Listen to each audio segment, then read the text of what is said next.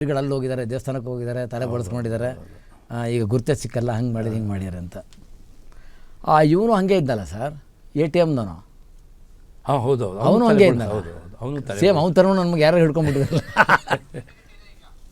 ಕಂಟಿನ್ಯೂಟಿನಾ?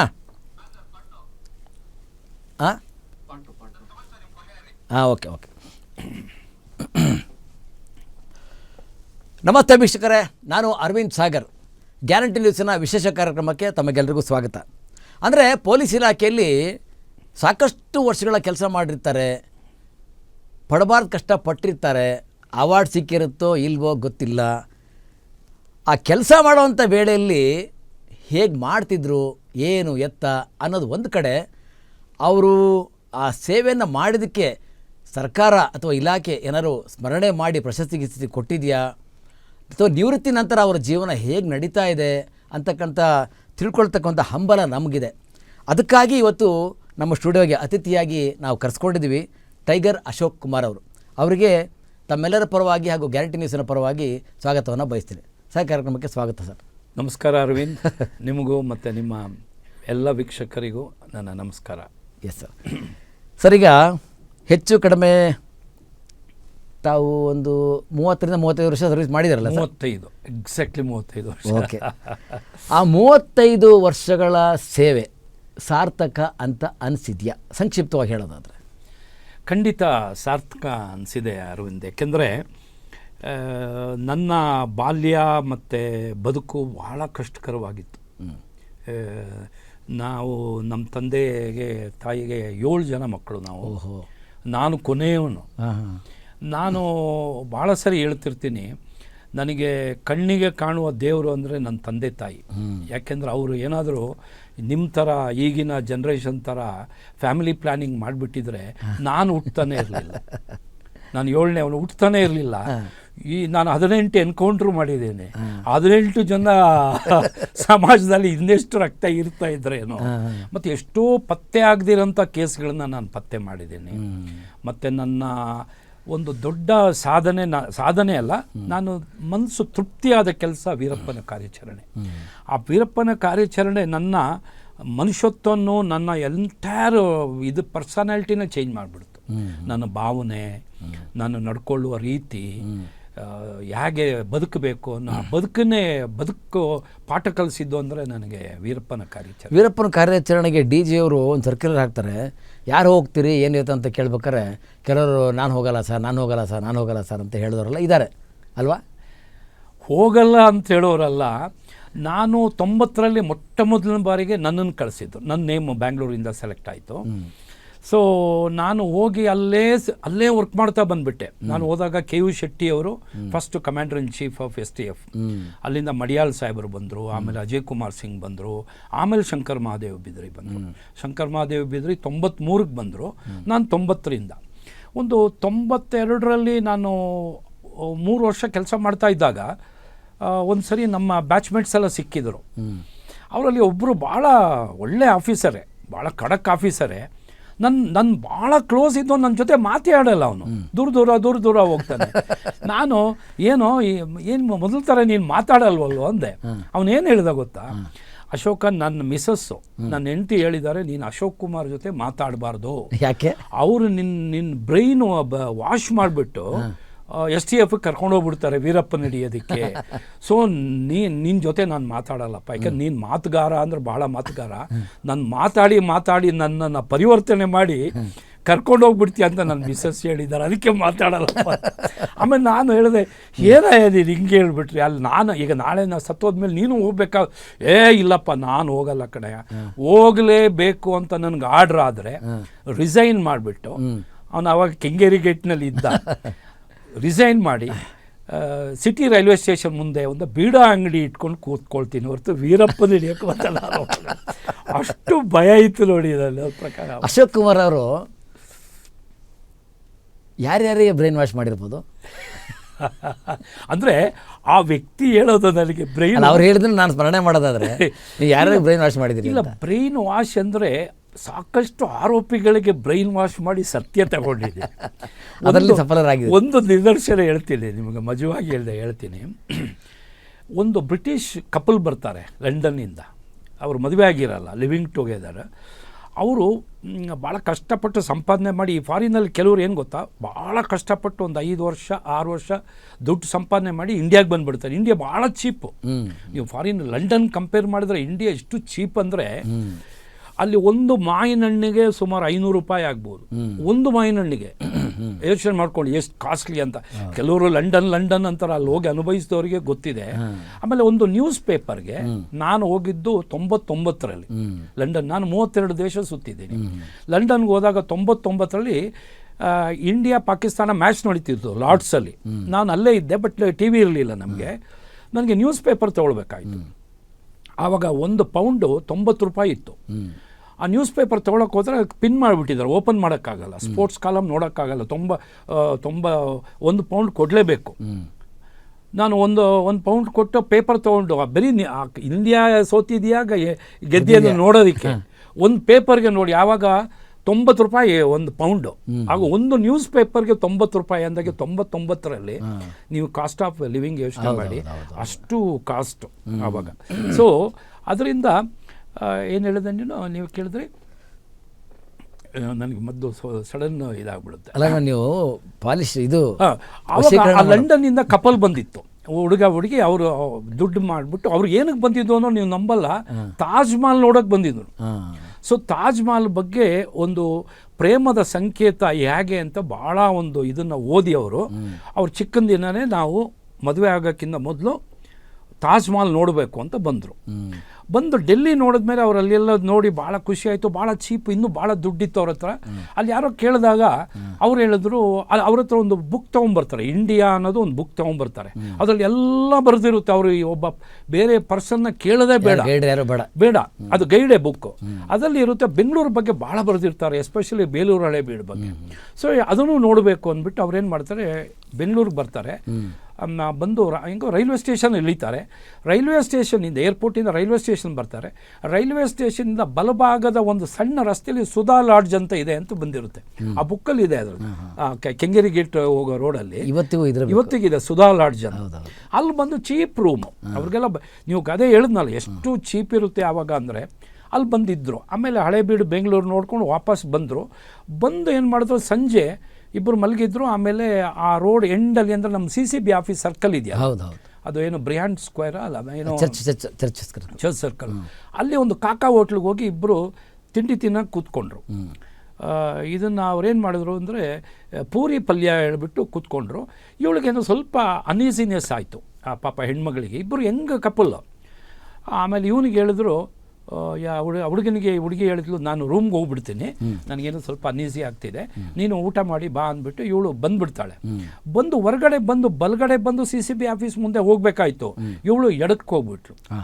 ಎಲ್ಲಿ ಹೋದ್ಲು, ಮುಂದೆ ವಿನಾಯಕ ಟಾಕೀಸ್ ಹತ್ರ ಹೋದ್ಲು. ಅಲ್ಲಿ ಹೋಗಿ ಏನಾಯಿತು, ಅಲ್ಲಿ ಅವಳಿಗೆ ಕನ್ಫ್ಯೂಸ್ ಆಯಿತು. ಇಷ್ಟು ದೂರ ಇಲ್ವಲ್ಲ, ಅವಳು ಸ್ವಲ್ಪ ನೆನಪಿತ್ತಲ್ಲ. ಅಲ್ಲೊಂದು ಆಟೋ ಹತ್ತಿದ್ಲು.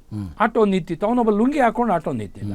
ಹತ್ತಿಬಿಟ್ಟು ಸುಧಾ ಲಾಡ್ಜ್ ಅಂತೇಳಿ ಅವನು ಸೀದಾ ಕರ್ಕೊಂಡು ಹೋದ. ಲುಂಗಿ ಹಾಕ್ಕೊಂಡಿದ್ದು ಅವನು ಸಿಗರೇಟ್ ಸಿಗರೇಟ್ ಬಿಸಾಕಿ ತೊಗೊಂಡೋದ್ರೆ ರಾಜರಾಜೇಶ್ವರಿ ನಗರಕ್ಕೆ ತೊಗೊಂಡೋಗ್ಬಿಟ್ಟು ಆರ್ಚ್ ಎಂಟ್ರಾಗಿ ಎಡಗಡೆಗೆ ಬಂಗಾರಪ್ಪ ಲೇಔಟ್ ಅಂತ ಹೊಸದಾಗಿ ಫಾರ್ಮೇಷನ್ ಆಗಿತ್ತು, ದೂರ ಮನೆಗಳು.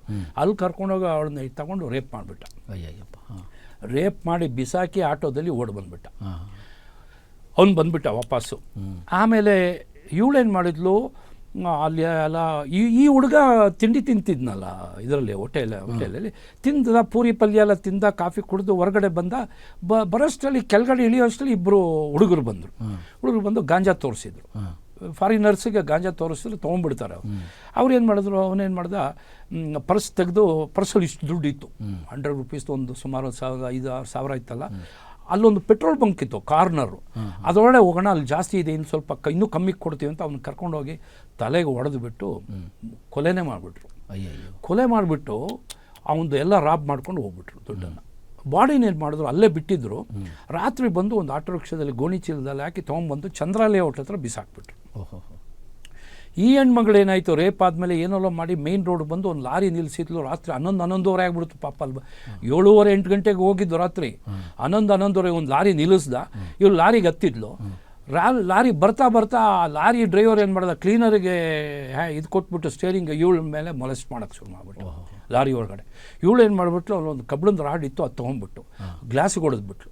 ನೀನು ಈಗ ನಿಲ್ಲಿಸು, ನೀನು ಇಲ್ಲ ಪೊಲೀಸ್ ಸ್ಟೇಷನ್ ಬಿಡು, ಇಲ್ಲ ಕೊಂದುಬಿಡು, ಇದು ಥ್ರೆಟನ್ ಮಾಡಿದ್ಲು. ಅವ್ರು ಏನು ಮಾಡಿದ್ರು, ಬರ್ತಾ ಬಂದು ಸೆಂಟ್ರಲ್ ಪೊಲೀಸ್ ಸ್ಟೇಷನ್ ನಿಲ್ಲಿಸ್ಬಿಟ್ಟು ಇವಳು ನಿಲ್ಲಿಸ್ಬಿಟ್ಟು ಹೋಗ್ಬಿಟ್ರು ಅವರು. ಇವಳು ಪೊಲೀಸ್ ಸ್ಟೇಷನ್ಗೆ ಹೋದ್ಲು. ರಾತ್ರಿ ಒಂದು 12 ಗಂಟೆ ಆಗಿತ್ತು, 12 ಅಲ್ಲಿ ಹೋದ್ರು. ಹೆಡ್ ಕಾನ್ಸ್ಟೇಬಲ್, ಒಂದು ಕಾನ್ಸ್ಟೇಬಲ್ ಇಬ್ಬರೇ ಇದ್ದರು. ಇವಳು ಹೋಗಿ ಎಲ್ಲ ಇಂಗ್ಲೀಷಲ್ಲಿ ಮಾತಾಡಿದ್ರು. ಪಾಪ ಅವ್ರಿಗೆ ಅರ್ಥನೇ ಆಗಲಿಲ್ಲ ಇವರು ಇಂಗ್ಲೀಷು, ಅಷ್ಟು ಇದಿತ್ತು ಅವ್ರದ್ದು ಪ್ರೊನೌನ್ಸಿಯೇಷನು. ಕೊನೆಗೆ ಬರೀ ಇವಳು ಸುಧಾ ಲಾಡ್ಜ್ ಮಾತ್ರ ಹೇಳ್ತಾ ಇದ್ಲು. ಅವನಿಗೆ ಗೊತ್ತಿತ್ತು ಯಾರಿಗೆ, ಹೆಡ್ ಕಾನ್ಸ್ಟೇಬಲ್. ಅವನು ಮೊದಲು ಕೆಂಗೇರಿ ಗೇಟಲ್ಲಿದ್ದ. ಸೊ ಇವಳು ಆಟೋದಲ್ಲಿ ಕರ್ಕೊಂಡೋಗಿ ಸುಧಾ ಲಾಡ್ಜ್ ಬಿಟ್ಬಿಟ್ಟು ಬಂದ್ಬಿಟ್ಟ. ಇವಳು ಅಲ್ಲಿ ಮಲಗಿದ್ಲು. ನಾವು ನೆಕ್ಸ್ಟ್ ಡೇ ಬೆಳಿಗ್ಗೆ ಮೀಟಿಂಗ್ ಆಗ್ತಿತ್ತು ACPದು ಎಲ್ಲ, ನಾವು ಆಫೀಸರ್ಸ್ ಇದ್ವಿ. ಒಂದು ಮೆಸೇಜ್ ಬಂತು, ಚಂದ್ರಲಯ ಹೊಟ್ಟತ್ರ ಅವ್ನು ಗೋಣಿ ಚೀಲ್ದ ಒಂದು ಡೆಡ್ ಬಾಡಿ ಬಿದ್ದಿದೆ ಅಂತ. ಹೋದ್ವಿ, ಇವನು ಬ್ರಿಟಿಷ್ ಅವ್ನು ಬಿದ್ದಿದ್ದ. ನೋಡಿದ ತಕ್ಷಣ ಗೊತ್ತಾಯ್ತು, ಜೀನ್ಸ್ ಒಳ್ಳೆ ಕೆಂಪಗಿದ್ನಲ್ಲ. ಜೋಪಾಲ ಚೆಕ್ ಮಾಡಿದ್ರೆ ಥಾಮಸ್ ಕುಕ್ದು ಒಂದು ಸ್ಲಿಪ್ ಸಿಕ್ತು. ಸೊ ಬಾಡಿನ ನಾವು ಪೋಸ್ಟ್ ಮಾರ್ಟಮ್ ಮಾಜರ್ ಮಾಡಿಸಿ ಆ ಇನ್ಸ್ಪೆಕ್ಟ್ರಿಗೆ ಬಿಟ್ಟು, ನಾನು ಪೂರ್ಣಚ ACP ಮತ್ತು ಇನ್ಯಾರೋ ಇನ್ಸ್ಪೆಕ್ಟ್ರು ಇದಕ್ಕೆ ಬಂದ್ವಿ. MG ರೋಡಲ್ಲಿ ಥಾಮಸ್ ಕುಕ್ ಅಂತ ಇತ್ತು. ಅಲ್ಲಿ ಬಂದು ತೋರಿಸಿದಾಗ ಅವರೆಲ್ಲ ನೋಡಿಬಿಟ್ಟು, ಸರ್ ಇವರು ಸುಧಾ ಲಾಡ್ಜಲ್ಲಿ ಉಳ್ಕೊಂಡಿದ್ದಾರೆ ಅಂತ ಹೇಳಿದ್ರು. ಸುಧಾ ಲಾಡ್ಜಿಗೆ ಬಂದ್ವಿ. ಬಂದು ಒಂದು 11:30 ಆಗಿತ್ತು ಬೆಳಗ್ಗೆ. ಬಂದು ಬಾಗಿಲು ತಟ್ಟಿದ್ರೆ ಇವಳು ಬಂದು ಬಾಗಿಲು ತೆಗೆದ್ಲು. ಇವಳು ವೇರ್ ಇಸ್ ಮೈ ಇದು ಅಂತ ಶುರು ಮಾಡಿದ್ಲು. ಅವನ ಹೆಸರು ಸ್ಟೂವರ್ಟ್ ಅಂತ, ಹುಡುಗನ ಹೆಸರು ಸ್ಟೂವರ್ಟ್ ಅಂತ. ಅಷ್ಟೊಂದು ನಮಗೆ ಹೆಸರು ಗೊತ್ತಾಗಿತ್ತು ಒಂದು. ಆಮೇಲೆ ನಾನು ACP ಹೇಳಿದೆ, ಸರ್ ಅವ್ನು ಸತ್ತೋಗಿರೋದು ಹೇಳೋದು ಬೇಡ, ಇದಾಗ್ಬಿಡುತ್ತೆ, ಆಮೇಲೆ ಗೊತ್ತಾಗೋಣ ಅಂತೇಳಿ ಅವಳು ಕನ್ವಿನ್ಸ್ ಮಾಡಿದ್ಲು. ಅವಳು ಹೇಳಿದ್ಲು ಐ ಹ್ಯಾವ್ ಬಿನ್ ರೇಪ್ಡ್ ಅಂತ. ಆಮೇಲೆ ಕಮಿಷನರ್ಗೆ ಹೇಳಿ ಎಲ್ಲ ಆಯಿತು. ಇಮಿಡಿಯೇಟ್ ನಾವು ಇವ್ರಿಗೆಲ್ಲ ತಿಳಿಸ್ಬೇಕು, ಅವರು ನಮ್ಮ ಅಕೌಂಟ್ ಇವರು ಇರ್ತಾರ ಏನು ಫಾರಿನ್ ಇವರು ಡೆಲಿಗೇಟ್ಸ್, ಅವ್ರಿಗೆಲ್ಲ ಇನ್ಫಾರ್ಮ್ ಮಾಡಿ ಇವಳದು ಒಂದು ಕಂಪ್ಲೇಂಟ್ ತೊಗೊಂಡ್ವಿ. ರೇಪ್ ಕೇಸು, ಅಲ್ಲಿ ಮರ್ಡರ್ ಕೇಸ್ ಎರಡೂ ಆಯಿತು. ನಾನು ಏನಕ್ಕೆ ಬರ್ತಾ ಇದ್ದೀನಿ ಅಂದರೆ, ಇದರಲ್ಲಿ ಏನಾಯಿತು, ನಾನು ಅಜೀಮು ನಾವು ಇಬ್ಬರು ಭಾಳ ಇದರಲ್ಲಿ ಇನ್ವಾಲ್ವ್ ಆದ್ವಿ. ಪೋಸ್ಟ್ ಮಾರ್ಟಮ್ ಮಾಡಿದ್ವಿ. ಆಗ ಒಬ್ಬರು FSL ಇದರಲ್ಲಿ ತಿರುವಂಕರಸು ಅಂತ ಒಬ್ಬರು ಡಾಕ್ಟ್ರ್ ಇದ್ದರು. Thiruvankarasu is an excellent doctor, excellent. ಜೊತೆಗೆ ಅವರು ಪತ್ತೆದಾರಿ ಬುದ್ಧಿ ಇದೆ ಅವರಿಗೆ. ಅವ್ರೇನು ನನ್ನನ್ನು ಭಾಳ ಖುಷಿ ಅವರಿಗೆ, ನನ್ನ ಹೀರೋ ಅನ್ನೋರು ಸುಮಾರು ಕೇಸು ಡಿಟೆಕ್ಟ್ ಆಗೋದಿಲ್ಲ. ಆಮೇಲೆ ಆವಾಗ ನಾವು ವಿಡಿಯೋಗ್ರಾಫ್ ಮಾಡಬೇಕಾಯಿತು. ಆವಾಗ ಫಸ್ಟ್ ನೋಡಿ ಒಬ್ಬ ಫಾರಿನರ್ನ ಪೋಸ್ಟ್ ಮಾರ್ಟಮ್ ಮಾಡೋದನ್ನ ಫುಲ್ ವೀಡಿಯೋ ಮಾಡಬೇಕಾಯ್ತು. ಸೊ ನಮ್ಮ ಕಮಿಷನ್ ಆಫಿಂದ ವೀಡಿಯೋನು ಬಂತು, ವೀಡಿಯೋ ಮಾಡ್ತಾಯಿದ್ರು. ಅವ್ರೇನು ಮಾಡಿದ್ರು, ಬೇರೆ ಇಲ್ಲಿಂದ ಕುಯ್ದರು. ಒಂದು ಇಲ್ಲಿ ಹಿಂಗೆ ಕುಯ್ದು ಫುಟ್ ಪೈಪನ್ನು ಓಪನ್ ಮಾಡಿದ್ದು ನೋಡಿದ್ರೆ ಬಟಾಣಿ, ಕ್ಯಾರೆಟು, ಆಲೂಗಡ್ಡೆ ಎಲ್ಲ ಸ್ಮ್ಯಾಶ್ ಆಗಿ ಹಂಗಂಗೆ ಕಾಣುತ್ತೆ. ಅದು ನಾವು ಗುರುತಿಡಿಬೋದು ಅದನ್ನು, ಇನ್ನೂ ಫುಲ್ ಇದಾಗಿಲ್ಲ ಅದು. ಅವ್ರು ನೋಡಿ, ಅಶೋಕ್ ಕುಮಾರ್ ನೀವು ಎಷ್ಟು ಪತ್ತೆ ಮಾಡಬೇಕು ಅಂದರೆ, ಇವನು ಎಲ್ಲೇ ಊಟ ಮಾಡಿದ ಲಾಸ್ಟಿಗೆ ಆ ಹೋಟ್ಲನ್ನ ಹಿಡಿದು ಒಂದು ಸರ್ಕಲ್ ಹಾಕಿ, ಒಂದು 50 ಮೀಟ್ರು 100 ಮೀಟ್ರು ಒಂದು ಸರ್ಕಲ್ ಹಾಕಿ ಹುಡುಕಿ, ಅಲ್ಲೇ ನಿಮಗೆ ಕ್ಲೂ ಸಿಗುತ್ತೆ ಅಂದ್ಬಿಟ್ರು. ನೋಡಿ, ಈಗಿನ ಮೊಬೈಲ್ ಫೋನು, CCTV ಟ್ರ್ಯಾಕಿಂಗ್ ಎಲ್ಲ ಇಲ್ದಿರುವಾಗ ಯಾವ ಥರ ಕ್ಲೂ ನೋಡಿ ನಮಗೆ. ಹೌದಲ್ಲ. ನನಗೆ ಇವಳನ್ನ ಅಷ್ಟೊತ್ತು ಕ್ವಶನ್ ಮಾಡಿಬಿಟ್ಟಿದ್ದೆ ನಾನು, ಈ ಹೆಣ್ಮಗಳನ್ನ. ಅವಳು ಹೇಳಿದ್ಲು, ಇವಳು ಆ ಜಾಗನೂ ತೋರಿಸಿದ್ಲು, ಮಲಯಾಳಿದು ಹೋಟೆಲ್ ನಮ್ಮ CCB ಚರ್ಚ್ ಸರ್ಕಲ್ ಹತ್ರ. ಆಮೇಲೆ ನಾವೇನು ಮಾಡಿದ್ವಿ, ಅದೆಲ್ಲ ಪೋಸ್ಟ್ ಮಾರ್ಟಮ್ ಆಗಿದ ತಕ್ಷಣ ನಾವು ಅಜೀಮ್ ಇಮಿಡಿಯೇಟ್ ಇಲ್ಲಿಗೆ ಬಂದ್ವಿ. ಇಲ್ಲಿ ಬಂದು ಆ ಹೋಟ್ಲಲ್ಲಿ ವಿಚಾರ ಮಾಡಿದಾಗ ಇವಳನ್ನ ತೋರಿಸಿ, ಹೌದು ಸರ್ ನೆನ್ನೆ ಬಂದು ಪೂರಿ ಎಲ್ಲ ತಿಂದರು. ನಾವೇನು ಮಾಡಿದ್ರೆ, ಮುಂದ್ಗಡೆ ಒಂದು ಇದು ಹಸುದು ಆಸ್ಪತ್ರೆ ಇದೆ, ಪಶು ವೈದ್ಯಶಾಲೆ. ಅದೇ ಇತ್ತೀಚೆಗೆ ಏನೋ ಡಿಸ್ಪ್ಯೂಟ್ ಆಯ್ತು ನೋಡಿ, ಯಾರೋ ಹೊಡ್ಕೊಳ್ಳೋಕ್ಕೆಲ್ಲ ನೋಡಿದ್ರಲ್ಲ, ಅದೆಲ್ಲ ಸರ್ಕಲ್ ಹಾಕ್ಬಿಟ್ಟು ಎಲ್ಲ ಹುಡುಕ್ತಾ ಬಂದ್ವಿ. ಬಂದು ಈ ಪೆಟ್ರೋಲ್ ಬಂಕ್ ಹತ್ರ ಬಂದ್ವಿ. ಈ ಪೆಟ್ರೋಲ್ ಬಂಕಿಗೆ ಏನು ಮಾಡಿದ್ದಾರೆ, ಫುಲ್ ಆ ಡಿಸ್ಪ್ಯೂಟ್ ಆಗಿ ಒಂದು ಶೀಟ್ ಹೊಡೆದ್ಬಿಟ್ಟಿದ್ದಾರೆ ಫುಲ್ಲು. ಒಂದು ಸಣ್ಣ ಡೋರ್ ಇದೆ, ಒಳಗಡೆ ಹೋದರೆ ಕೆಲ್ಲ ಹುಡುಕಿದ್ರೆ ಅಲ್ಲಿ ರಕ್ತ, ದೊಡ್ಡ ಸರ್ವೆ ಮರಗಳು, ಪೌಂಡ್ ಬಿದ್ದಿತ್ತು, ಲಂಡನ್ದು ಪೌಂಡ್ ಅಲ್ಲಿ ಬಿದ್ದಿತ್ತು ನೋಡಿ. ಸೊ ಸೀನ್ ಆಫ್ ಕ್ರೈಮ್ ಇದು ಅಂತ ಗೊತ್ತಾಯ್ತು. ಗೊತ್ತಾದ್ಮೇಲೆ ಎಲ್ಲ ವಿಚಾರ ಮಾಡಿದ್ವಿ. ಅಲ್ಲೊಬ್ಬ ಸೆಕ್ಯೂರಿಟಿ ಜಾಗ ಇದೆ, ಮಲಗಿದ್ದು ಸೆಕ್ಯೂರಿಟಿದು ಮಫ್ಲರು ಅದೆಲ್ಲ ಇದೆ, ಅವನಿಲ್ಲ. ಅದು ಯಾರು ಸೆಕ್ಯೂರಿಟಿ ನೋಡಿದ್ರೆ ಗರುಡಾಚಾರ್ ಅವ್ರದ್ದು ಒಂದು ಸೆಕ್ಯೂರಿಟಿ ಇತ್ತು. ನಮ್ಮ ಉದಯ್ ಗರುಡಾಚಾರ್ ಅವರು ಗರುಡ ಸೆಕ್ಯೂರಿಟಿದು ರನ್ ಮಾಡ್ತಾಯಿದ್ರು ಆವಾಗ. ಸೊ ಅವನು ಈ ಸೆಕ್ಯೂರಿಟಿ ಗಾರ್ಡ್ನ ಅವ್ರ ಥ್ರೂವಲ್ಲಿ ಹಿಡಿದು ಹೋದ್ರೆ ಅವ್ನು ಜ್ವರಾಗಿ ಮಲಗಿಬಿಟ್ಟಿದ್ದಾನೆ. ಅವನು ಪ್ರತ್ಯಕ್ಷದರ್ಶಿ. ಇವ್ರ ತಲೆಗೆ ಹೊಡೆಯೋದೆಲ್ಲ ಅವ್ನು ನೋಡ್ಬಿಟ್ಟು ಸುಮ್ಮನೆ ಮಲ್ಕೊಂಡ್ಬಿಟ್ಟಿದ್ದಾನೆ. ಇವನನ್ನು ಅಬ್ಸರ್ವೇ ಮಾಡಿದ್ದಿಲ್ಲ ಕೊಲೆಗಾರರು. ಆಮೇಲೆ ಅವನು ಹೇಳ್ದ, ಸರ್ ರಾತ್ರಿ ಒಂದು ಆಟೋ ರಿಕ್ಷಾ ಬಂತು ಸರ್, ಅದರಲ್ಲಿ ಬಾಡಿನ ಒಂದು ಗೋಣಿ ಚೀಲಕ್ಕೆ ತುಂಬಿ ತೊಗೊಂಡೋದ್ರು, ಆಟೋ ರಿಕ್ಷಾ ನಂಬರ್ ಅಂತ ಕೊಟ್ಟ. ಸೊ ಅದರಿಂದ ನಾವೇನು ಮಾಡಿದ್ವಿ, ನಾನು ಅಸೀಮ್ ಅವ್ರನ್ನೆಲ್ಲ ಹಿಡಿದ್ವಿ. ಅವರೊಂದು ಎಲ್ಲ ಯಂಗ್ಸ್ಟರ್ಸ್ಗಳು, ನಮ್ಮ JJ ನಗರ ಗೋರಿಪಾಳಿದವರು, ಅವ್ರಿಗೆ ಹಿಡಿದ್ವಿ. ಆವಾಗ DCP ಇದ್ದವರು ನಮ್ಮ ಪ್ರವೀಣ್ ಸೂದ್, ಈಗ CBI ಚೀಫ್ ಇದ್ದಾರಲ್ಲ, ಅವ್ರು ನಮಗೆ ಭಾಳ ಆವಾಗಲೇ ಕ್ಲೋಸ್ ಆಗಿದ್ದು ನೋಡಿ. ಅವ್ರು ಹೇಳ್ದು, ಅಶೋಕ್ ಇವಾಗ ಮರ್ಡ್ರ್ ಕೇಸು ಅಜೀಮ್ ಮಾಡಲಿ, ನೋಡಪ್ಪ ಇವರಿಗೆ ಹೆಣ್ಮಗಳಿಗೆ ನಿನ್ನ ಹತ್ರ ಕೊಡ್ತೀನಿ, ಏನು ಮಾಡಬೇಡ ಅವ್ರಿಗೆ, ನೀನು ಪತ್ತೆ ಮಾಡಬೇಕು ಈ ಕೇಸನ್ನು ಅಂತ ನನಗೆ ಆ ಹೆಣ್ಮಗಳನ್ನ ಕೊಟ್ಬಿಟ್ರು. ನಾನೇನು ಮಾಡಿದೆ ಗೊತ್ತಾ, ಅವಳು ಭಯಭೀತಲಾಗಿದ್ಲು ಪಾಪ, ರೇಪ್ ಆಗಿಬಿಟ್ಟು ಇವನು ಹುಡುಗ ಆಗ ಕೇಳ್ತಾರೆ ವೇರ್ ಇಸ್ ಮೈ ಸ್ಟೂಡೆಂಟ್ ಅಂತ ಹೇಳಿದ್ರು. ಅವಳು ಗೊತ್ತೇ ಇಲ್ಲ ಅವನು ಸತ್ತೋಗಿದ್ದಾನೆ ಅಂತ. ನಾನು ನಮ್ಮ ಜೀಪ್ಗೆ ಹಾಕ್ಕೊಂಡು ಒಂದು ಲೇಡಿ ಕಾನ್ಸ್ಟೇಬಲ್ನ ಕೂರಿಸ್ಕೊಂಡು ಮಫ್ತಿನಲ್ಲಿ ಸೀದಾ ನಮ್ಮ ಮನೆಗೆ ಕರ್ಕೊಂಡು ಹೋದೆ. ಅರವಿಂದ್ ನೋಡಿ ಎಷ್ಟು ಒಂದು ನಮಗೆ ಫ್ರೀ ಹ್ಯಾಂಡ್ ಇತ್ತು ಆವಾಗ. ನಮ್ಮ ಪೊಲೀಸ್ ಆಫೀಸರ್ಸು ಮನೆಗೆ ಕರ್ಕೊಂಡೋಗಿ ನಮ್ಮ ಮಿಸ್ಸಸ್ಸು, ನನ್ನ ಮಗಳು ಆವಾಗ PUC ಇದ್ಲು, ಅವ್ರಿಗೆ ಇಂಟ್ರೊಡ್ಯೂಸ್ ಮಾಡಿದೆ, ಎಲ್ಲ ಮಾತಾಡಿದೆ. ನಾನು ಬಟ್ಟೆ ಎಲ್ಲ ಚೇಂಜ್ ಮಾಡಿ ಮಫ್ತಿ ಮಾಡಿಕೊಂಡೆ. ಆಮೇಲೆ ಅವಳಿಗೆ ಕೇಳಿದೆ, what you like to have ಅಂತ ಹೇಳಿದೆ. I will have a brandy ಅಂದ್ಲು. ನಾವು ಕೊಡಗಿನವರೆಲ್ಲ ಒಂದು ಬ್ರ್ಯಾಂಡಿ, ಒಳ್ಳೆ ಬ್ರ್ಯಾಂಡಿ ಇತ್ತು ಇಂಪೋರ್ಟೆಡ್, ಅದು ಕೊಟ್ಟೆ. ಐ ವಾಂಟ್ ಸಿಗರೇಟ್ಸ್ ಅಂದ್ಲು. ನಾನು ಸಿಗರೇಟ್ಸ್ ತರಿಸ್ಕೊಟ್ಟೆ.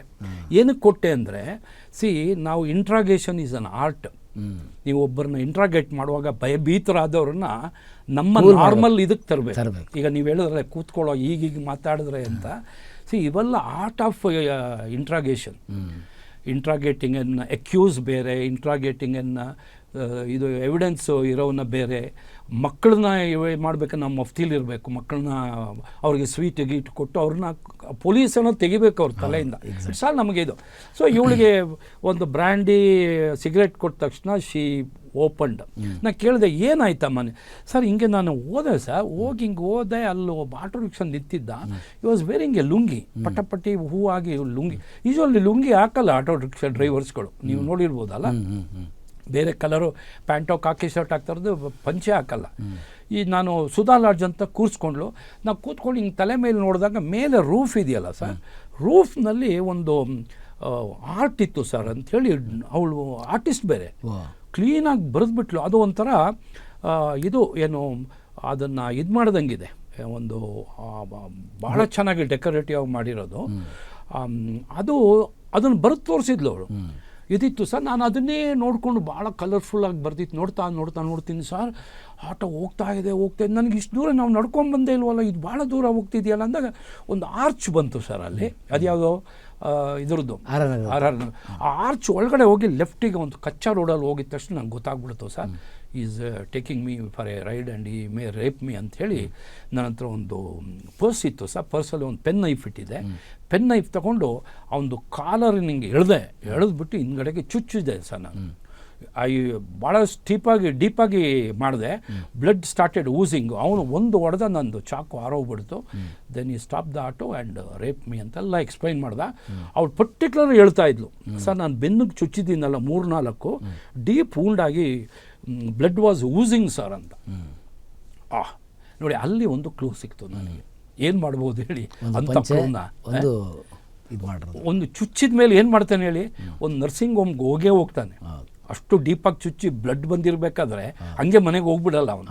ನಾನೇನು ಮಾಡಿದೆ, ಇವಳನ್ನು ಈ ಕಾನ್ಸ್ಟೇಬಲ್ ಜೊತೆ ಬೇರೆ ಕಡೆ ಇಡಿಸಿ ನಾನು ಒಂದು ಟೀಮ್ ಮಾಡಿಕೊಂಡು ಕೆಂಗೇರಿಯಿಂದ ಹುಡ್ಕೊಂಡ್ಬಂದೆ. ರೋಡ್ ಸೈಡಲ್ಲಿರೋ ಎಲ್ಲ ನರ್ಸಿಂಗ್ ಹೋಮ್ಗಳು ಬಂದು ಆಜಾದ್ ನಗರ ಅಂತೇಳಿ ಒಂದು ಸೌಭಾಗ್ಯ ಕ್ಲಿನಿಕ್ ಅಂತ ಒಂದಿತ್ತು. ಅಲ್ಲಿ ನಾನು ಹೋದಾಗ ಹೆಚ್ಚು ಕಮ್ಮಿ ರಾತ್ರಿ 10:30-11 ಗಂಟೆ ಇತ್ತು. ಅಲ್ಲಿ ಹೋದ್ರೆ ಒಂದು ಮಲಯಾಳಿ ನರ್ಸ್ ಇದ್ಲು. ಅವಳಿಗೆಲ್ಲ ನಾನು ಮಲಯಾಳಮಲ್ಲಿ ಮಾತಾಡೋದು ನೋಡಿ, ಕಮ್ಯುನಿಕೇಷನ್ ಭಾಳ ಇಂಪಾರ್ಟೆಂಟ್. ಮಾತಾಡಿದಾಗ, ಇಲ್ಲ ಸರ್ ಅದು ಮೊನ್ನೆ ರಾತ್ರಿ ನನಗೆ ಗೊತ್ತು, ಒಂದು 11-11:30ಗೆ ಒಬ್ಬ ಆಟೋದವನು ಓಡಿ ಬಂದ ಸರ್, ಅವ್ನ ಬಟನ್ನೆಲ್ಲ ಹರಿದೋಗಿತ್ತು, ಎಲ್ಲ ಕಿತ್ತೋಗಿತ್ತು, ಡೀಪ್ 3 ಉಂಡಿತ್ತು ಸರ್. ನಾನು ಸೂಚರ್ ಹಾಕಿದ್ದೀನಿ. ಸೂಚರ್ ಹಾಕ್ಬಿಟ್ಟು ಒಂದು ಟೊಟ್ವ್ಯಾಕ್ ತೊಗೊಂಡೆ. ನಾನು 150 ರೂಪೀಸ್ ಅಂತ ಹೇಳಿದೆ. ಅವನು 200 ರೂಪೀಸ್ ಕೊಟ್ಟು ಚೇಂಜು ತೊಗೊಳ್ದೆ ಓಡೋಗ್ಬಿಟ್ಟ ಸರ್. ಎಷ್ಟು ಒಳ್ಳೆ ಕ್ಲೂ ನೋಡಿ ನಮಗೆ ನಮ್ಮ ಕಾಲದ ಇನ್ವೆಸ್ಟಿಗೇಷನ್ ನಾನು ಹೇಳ್ತಾ ಇರೋದು. ಹೌದು. ಸೊ ರಿಜಿಸ್ಟರ್ ತೆಗೆಸಿ ಆ ಒಂದು ಹೆಸರು ನೋಡುವಾಗ ಅದರಲ್ಲಿ ಬರೆದಿತ್ತು ಎಲ್ಲ. ಆಮೇಲೆ ಆ ಹೆಸರು ಮೇಲೆ ನಾನು RTO ಆಫೀಸ್ಗೆ ಹೋಗಿ, ಅವನ ಹೆಸರು ಕದರೇಶ್ ಅಂತ ನೋಡಿ ಇವತ್ತು ನನಗೆ ನೆನಪಿದೆ. ಹಳೆ ಭಾಳ ಪೆಕ್ಯುಲಿಯರ್ ನೇಮ್ ಕದರೇಶ್ ಅಂತೇಳಿ. ನಿಮ್ಗೆ ಹೇಳೋಕ್ಕೆ ನಾನು ರಾಜಾಜಿನಗರ RTO ಹೋಗೋದಾಗ ಆಗುತ್ತಾನೆ ಇದು ಕಂಪ್ಯೂಟರ್ ಇದಾಗಿತ್ತು. ಬರೀ ಕದರೇಶ್ ಆಟೋ ರಿಕ್ಷಾ ಡ್ರೈವರ್ ಹಾಕಿದ ತಕ್ಷಣ ಅವ್ನ ಜಾತಕ ಬಂದ್ಬಿಡ್ತು, ಫೋಟೋ, ಒಂದು ಅಡ್ರೆಸ್ ಎಲ್ಲ. ಅವನನ್ನು ಹಿಡಿದ ಮೇಲೆ ಏನು ಮಾಡಿದೆ, ನಾನು ಹಿಡಿದು ಅರೆಸ್ಟ್ ಮಾಡಿ ಸ್ಟೇಷನ್ ಕರ್ಕೊಂಡು ಹೋಗಬೇಕು. ಅಷ್ಟೊತ್ತಿಗೆ ಇದು ಕಮಿಷನರ್ ಇವರೆಲ್ಲ ಬಂದುಬಿಟ್ರು, ಡೆಲಿಗೇಟ್ಸ್ ಲಂಡನ್ನಿಂದ ಎಲ್ಲ ಬಂದು ಕೇಸು ಸಿ ಒ ಡಿಗೆ ಹೋಗ್ಬಿಡ್ತು. ಸಿ ಒ ಡಿ ಅಧಿಕಾರಿಗಳು ಬಂದುಬಿಟ್ಟು ಇವನ್ನ ಎತ್ಕೊಂಡು ಹೋಗ್ಬಿಟ್ರು. ನಾನು ಅರೆಸ್ಟ್ ಮಾಡಿ ನಾನು ಸ್ಟೇಷನ್ಗೆ ಹೋಗಬೇಕು ಇಂಟ್ರಾಗೇಟ್ ಮಾಡೋಕ್ಕೆ. ಸರ್ ನಮಗೆ ಕೇಸ್ ಫೈಲ್ ನಮಗೆ ಕೊಟ್ಬಿಟ್ಟಿದ್ದಾರೆ, ನಾವು ತೊಗೊಂಡೋಗ್ಬಿಟ್ರು. ಆಗ ದಿನಕರ್ ಡಿ ಜಿ, ನಾನು ಬಂದು ಡಿ ಸಿ ಪಿಗೆ ಹೇಳಿದೆ, ಸರ್ ನಾನು ಇಷ್ಟು ಕಷ್ಟಪಟ್ಟು ಆರೋಪಿನ ಹಿಡಿದ್ರೆ ನೀವು ಹಿಂಗೆ ಎತ್ಕೊಂಡು ಹೋಗ್ಬಿಟ್ರಲ್ಲ ಸರ್. ಇಲ್ಲಪ್ಪ ಅದು ಸಿ ಒ ಡಿ ಅವ್ರು ಮಾಡಲಿ ಬಿಡಿ ಅಂತ. ನಂಗೆ ಸ್ವಲ್ಪ ಬೇಜಾರಾಯಿತು. ಒಂದು 3 ದಿವಸ ಆಯಿತು ಅರವಿಂದ್. ಪುನಃ ಡಿ ಸಿ ಪಿ ಬರೋಕ್ಕೆ ಹೇಳಿದ್ರು, ಪ್ರವೀಣ್ ಅಶೋಕ್ ಅರ್ಜೆಂಟ್ ಬನ್ನಿ ಅಂತ. ಹೋದ್ರೆ ಇವರಿಬ್ಬರು ಎ ಸಿ ಪಿಗಳು ಕೂತಿದ್ದಾರೆ, ಸಿ ಒ ಡಿನವರು, ಆ ಕದ್ರೇಶೂ ಇದ್ದಾನೆ. ಏನು ಸರ್ ಅಶೋಕ್ ಅವರು 3 ದಿವಸ ಅಲ್ಲಿ ಹೊಡಿಯಲ್ಲ, ಸಿ ಒ ಡಿನಲ್ಲಿ ಟಚ್ಚೇ ಮಾಡಲ್ಲ, ಬರೀ ಕ್ವಶನ್ ಮಾಡಿ ಇಟ್ಟಿದ್ದಾರೆ. ಅವ್ರು ಬಾಯೇ ಬಿಟ್ಟಿಲ್ಲ, ನಾನು ಮಾಡೇ ಇಲ್ಲ ಅಂತಾನೆ. ನಿನಗೆ ಕೊಡ್ತೀನಪ್ಪ, ನೀನು ಹೊಡಿಬೇಡ, ನಿನಗೆ ಒಂದು ಇದಿದೆ, ನ್ಯಾಕ್ ಇದೆ, ನೀನು ಇಂಟ್ರಾಗೇಟ್ ಮಾಡ. ನಾನು ಹೇಳಿದೆ ಸರ್ ನಾನು ಹೊಡಿದೆ ಒಬ್ರಿಗೂ ಇಲ್ಲ ಅಶೋಕ್ ನೀನು ಆಯಿತು ಅಂತ ಕರ್ಕೊಂಡು ಬಂದೆ ಸ್ಟೇಷನ್. ಬರುವಾಗ ಅದೇ ಈ ಪಾಯಿಂಟ್ ಬಂದು ಯೋಚನೆ ಮಾಡಿದೆ, ಏನು ಮಾಡೋದು. ಅವ್ನು ಸುಮ್ಮನೆ ಕೇಳಿದೆ, ಏನು ನೀನು ಡ್ರಿಂಕ್ಸ್ ಮಾಡ್ತೀಯ? ಸರ್ ನಾನು ಕೋಲ್ಡ್ ಬಿಯರ್ ಕುಳಿತೀನಿ ಸರ್ ಅಂತ. 2 ಬಿಯರ್ ತರಿಸ್ದೆ, ಅರ್ಧ ಬಾಟ್ಲ್ ಬ್ರ್ಯಾಂಡಿ ತರಿಸ್ದೆ. ಬಿಯರನ್ನು ತೆಗೆದು ಕ್ವಾರ್ಟರ್ ಬಾಟಲ್ ಮಿಕ್ಸ್ ಮಾಡಿಬಿಟ್ಟೆ ಬ್ರ್ಯಾಂಡಿನ. ಪುನಃ ಕ್ಯಾಪ್ ಹಾಕಿ ನಮ್ಮ ಎ ಸಿ ಪಿ ಅವರು C O D A C P ಎಲ್ಲರೂ ಕೂತ ಇವನು ಕುಡಿಸ್ದೆ. ಒಂದು ಅರ್ಧ ಗಂಟೆಯಲ್ಲಿ ಫುಲ್ 2 ಬಾಟ್ಲ್ ಕುಡಿದ್ಬಿಟ್ಟ. ಕುಡಿದು ಒಂದು 3/4 ಗಂಟೆ 1 ಗಂಟೆ ಆಗಿತ್ತು, ಏನೇನೋ ಮಾತಾಡ್ತಾ ಇದ್ವಿ. ಆಮೇಲೆ ಅವ್ನು ಕೂರಿಸ್ಬಿಟ್ಟು ಕೇಳಿದೆ ನಾನು, ಹೇಳಯ್ಯ ಕದ್ರೇಶ್ ಏನಾಯಿತು? ಅರವಿಂದ್ ಹೇಳ್ದ ಅದೇ ಹೇಳೋದು, ರೀಕನ್ಸ್ಟ್ರಕ್ಷನ್ ಆಫ್ ಕ್ರೈಮ್ ಕ್ಲೀನಾಗಿ ಹೇಳ್ಬಿಟ್ಟು. ಸಿ ಒ ಡಿನವರು ಶಾಕ್ ಹೊಡೆದೋಗ್ಬಿಟ್ರು. ಏನು ಹೇಳ್ದ ಸರ್, ನಾನು ಟಿ ವಿನಲ್ಲಿ ತುಂಬ ಸ್ಟಾರ್ ಟಿ ವಿ ನೋಡ್ತಿದ್ದೆ ಸರ್, ಅದರಲ್ಲಿ ಒಂದು ಬೇ ವಾಚ್ ಅಂತ ಒಂದು ಪ್ರೋಗ್ರಾಮ್ ಬರೋದು ನಿಮಗೆ ಗೊತ್ತಾ, ಬರೀ ಬೀಚ್ದು ಬೇ ವಾಚ್ ಅಂತ.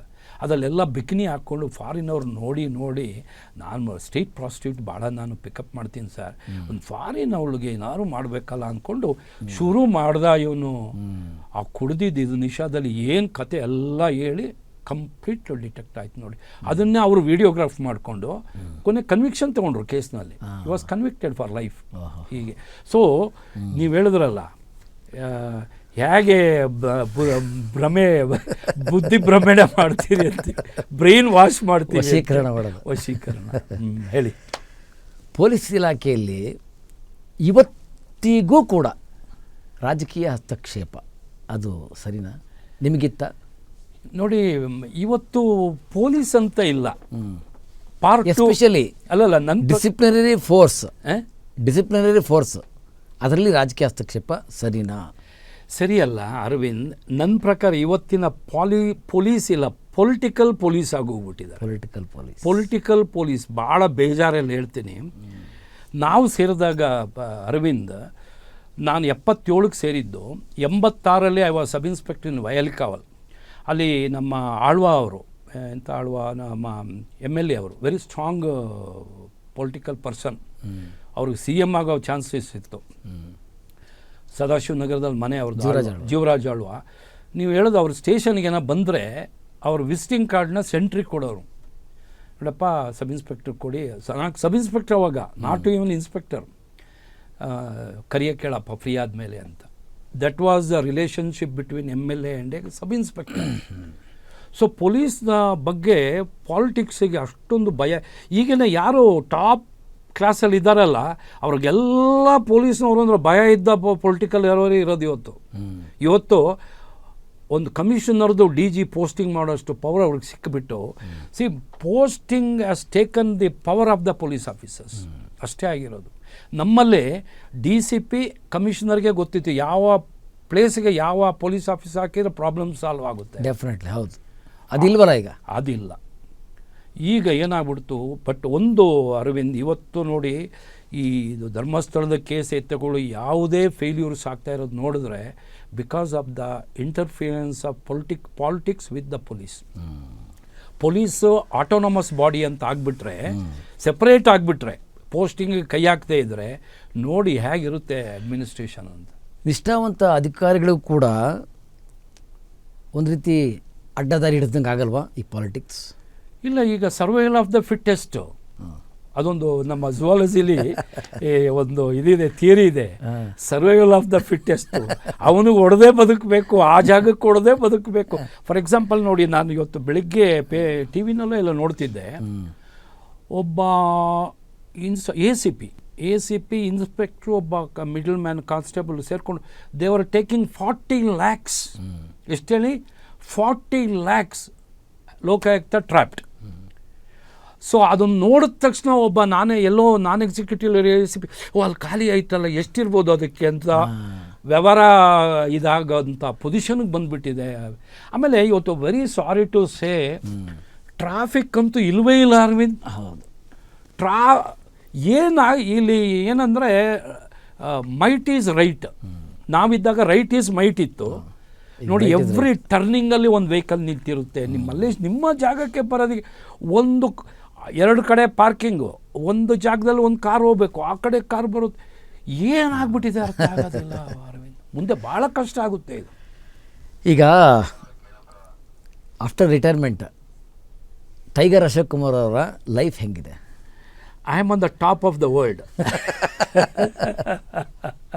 ಹೆಂಗೆ ಟಾಪಿಗೆ ಹೋದ್ರಿ ಸರ್? ಮನುಷ್ಯನ ಬದುಕು ನಿಮ್ಮ ಕೈಲಿದೆ ಅರವಿಂದ್. ಆಮೇಲೆ ನಿಮಗೆ ಎಷ್ಟು ಊಟ ಮಾಡಬೇಕು, ಎಷ್ಟು ಹಣ ಬೇಕು, ಅಷ್ಟಕ್ಕೆ ನಿಮ್ಗೊಂದು ಲಿಮಿಟೇಷನ್ ಇರಬೇಕು. ಎಕ್ಸಾಕ್ಟ್. ನೀವು ಯಾವಾಗ ನನಗೆ ಇನ್ನೂ ಬೇಕು, ನನಗೆ ಏನು ಹೇಳೋದು, ಪದವಿ ಬೇಕು, ಆಸ್ತಿ ಬೇಕು, ಹಣ ಬೇಕು ಅಂದರೆ ನಿಮ್ಮಷ್ಟು ಚಿಂತೆ ಇರೋನು ಇನ್ಯಾರೂ ಇಲ್ಲ. ನನಗೇನೂ ಇಲ್ಲ, ಒಳ್ಳೆ ಪೆನ್ಷನ್ ಬರ್ತಾ ಇದೆ. ದೇವರು ನೋಡಿ, ಆ ಪೆನ್ಷನ್ ನೋಡಿದ್ರೆ 27ನೇ ತಾರೀಕು ನಮ್ಮ ಮೊಬೈಲ್ ಟ್ರೆಂಡ್ ಅನ್ನುತ್ತೆ. ನೋಡಿದ್ರೆ ಇದರಿಂದ ಬರ್ತಪ್ಪ ಇಷ್ಟು ದುಡ್ಡು. ನಾವು ಫಸ್ಟ್ ಏನು ತಿಳ್ಕೊಳ್ತೀವಿ ಗೊತ್ತಾ, ಅಷ್ಟು ದುಡ್ಡು ಹೋಗ್ಬಿಡ್ತದೆ ಅಂತ ಅಕೌಂಟ್ ಇದರಿಂದ, ಅಂತ ಬ್ಯಾಲೆನ್ಸಿಂದ. ಪೆನ್ಷನ್ ಬರ್ತಾ ಇದೆ, ಅದೇ ಫುಲ್ ಖರ್ಚಾಗಲ್ಲ ಅರವಿಂದ್. ನಾನು ಹೇಳೋದಾದರೆ ನನಗೆ ಅಂಥ ಒಂದು ಇದಿಲ್ಲ, ಗ್ಯಾಮ್ಲಿಂಗ್ ಆಡಲ್ಲ, ಸ್ಪೆಟ್ ಅಂದ್ರೆ ಆಗಲ್ಲ ನನಗೆ. ನಾನು ಇವತ್ತೊಂದು ಸಣ್ಣ ತೋಟ ಫಾರಮ್ ಮಾಡಿಕೊಂಡು ನಾನು ಜೇಲ್ ಮಾಡಿದ್ದೀನಿ.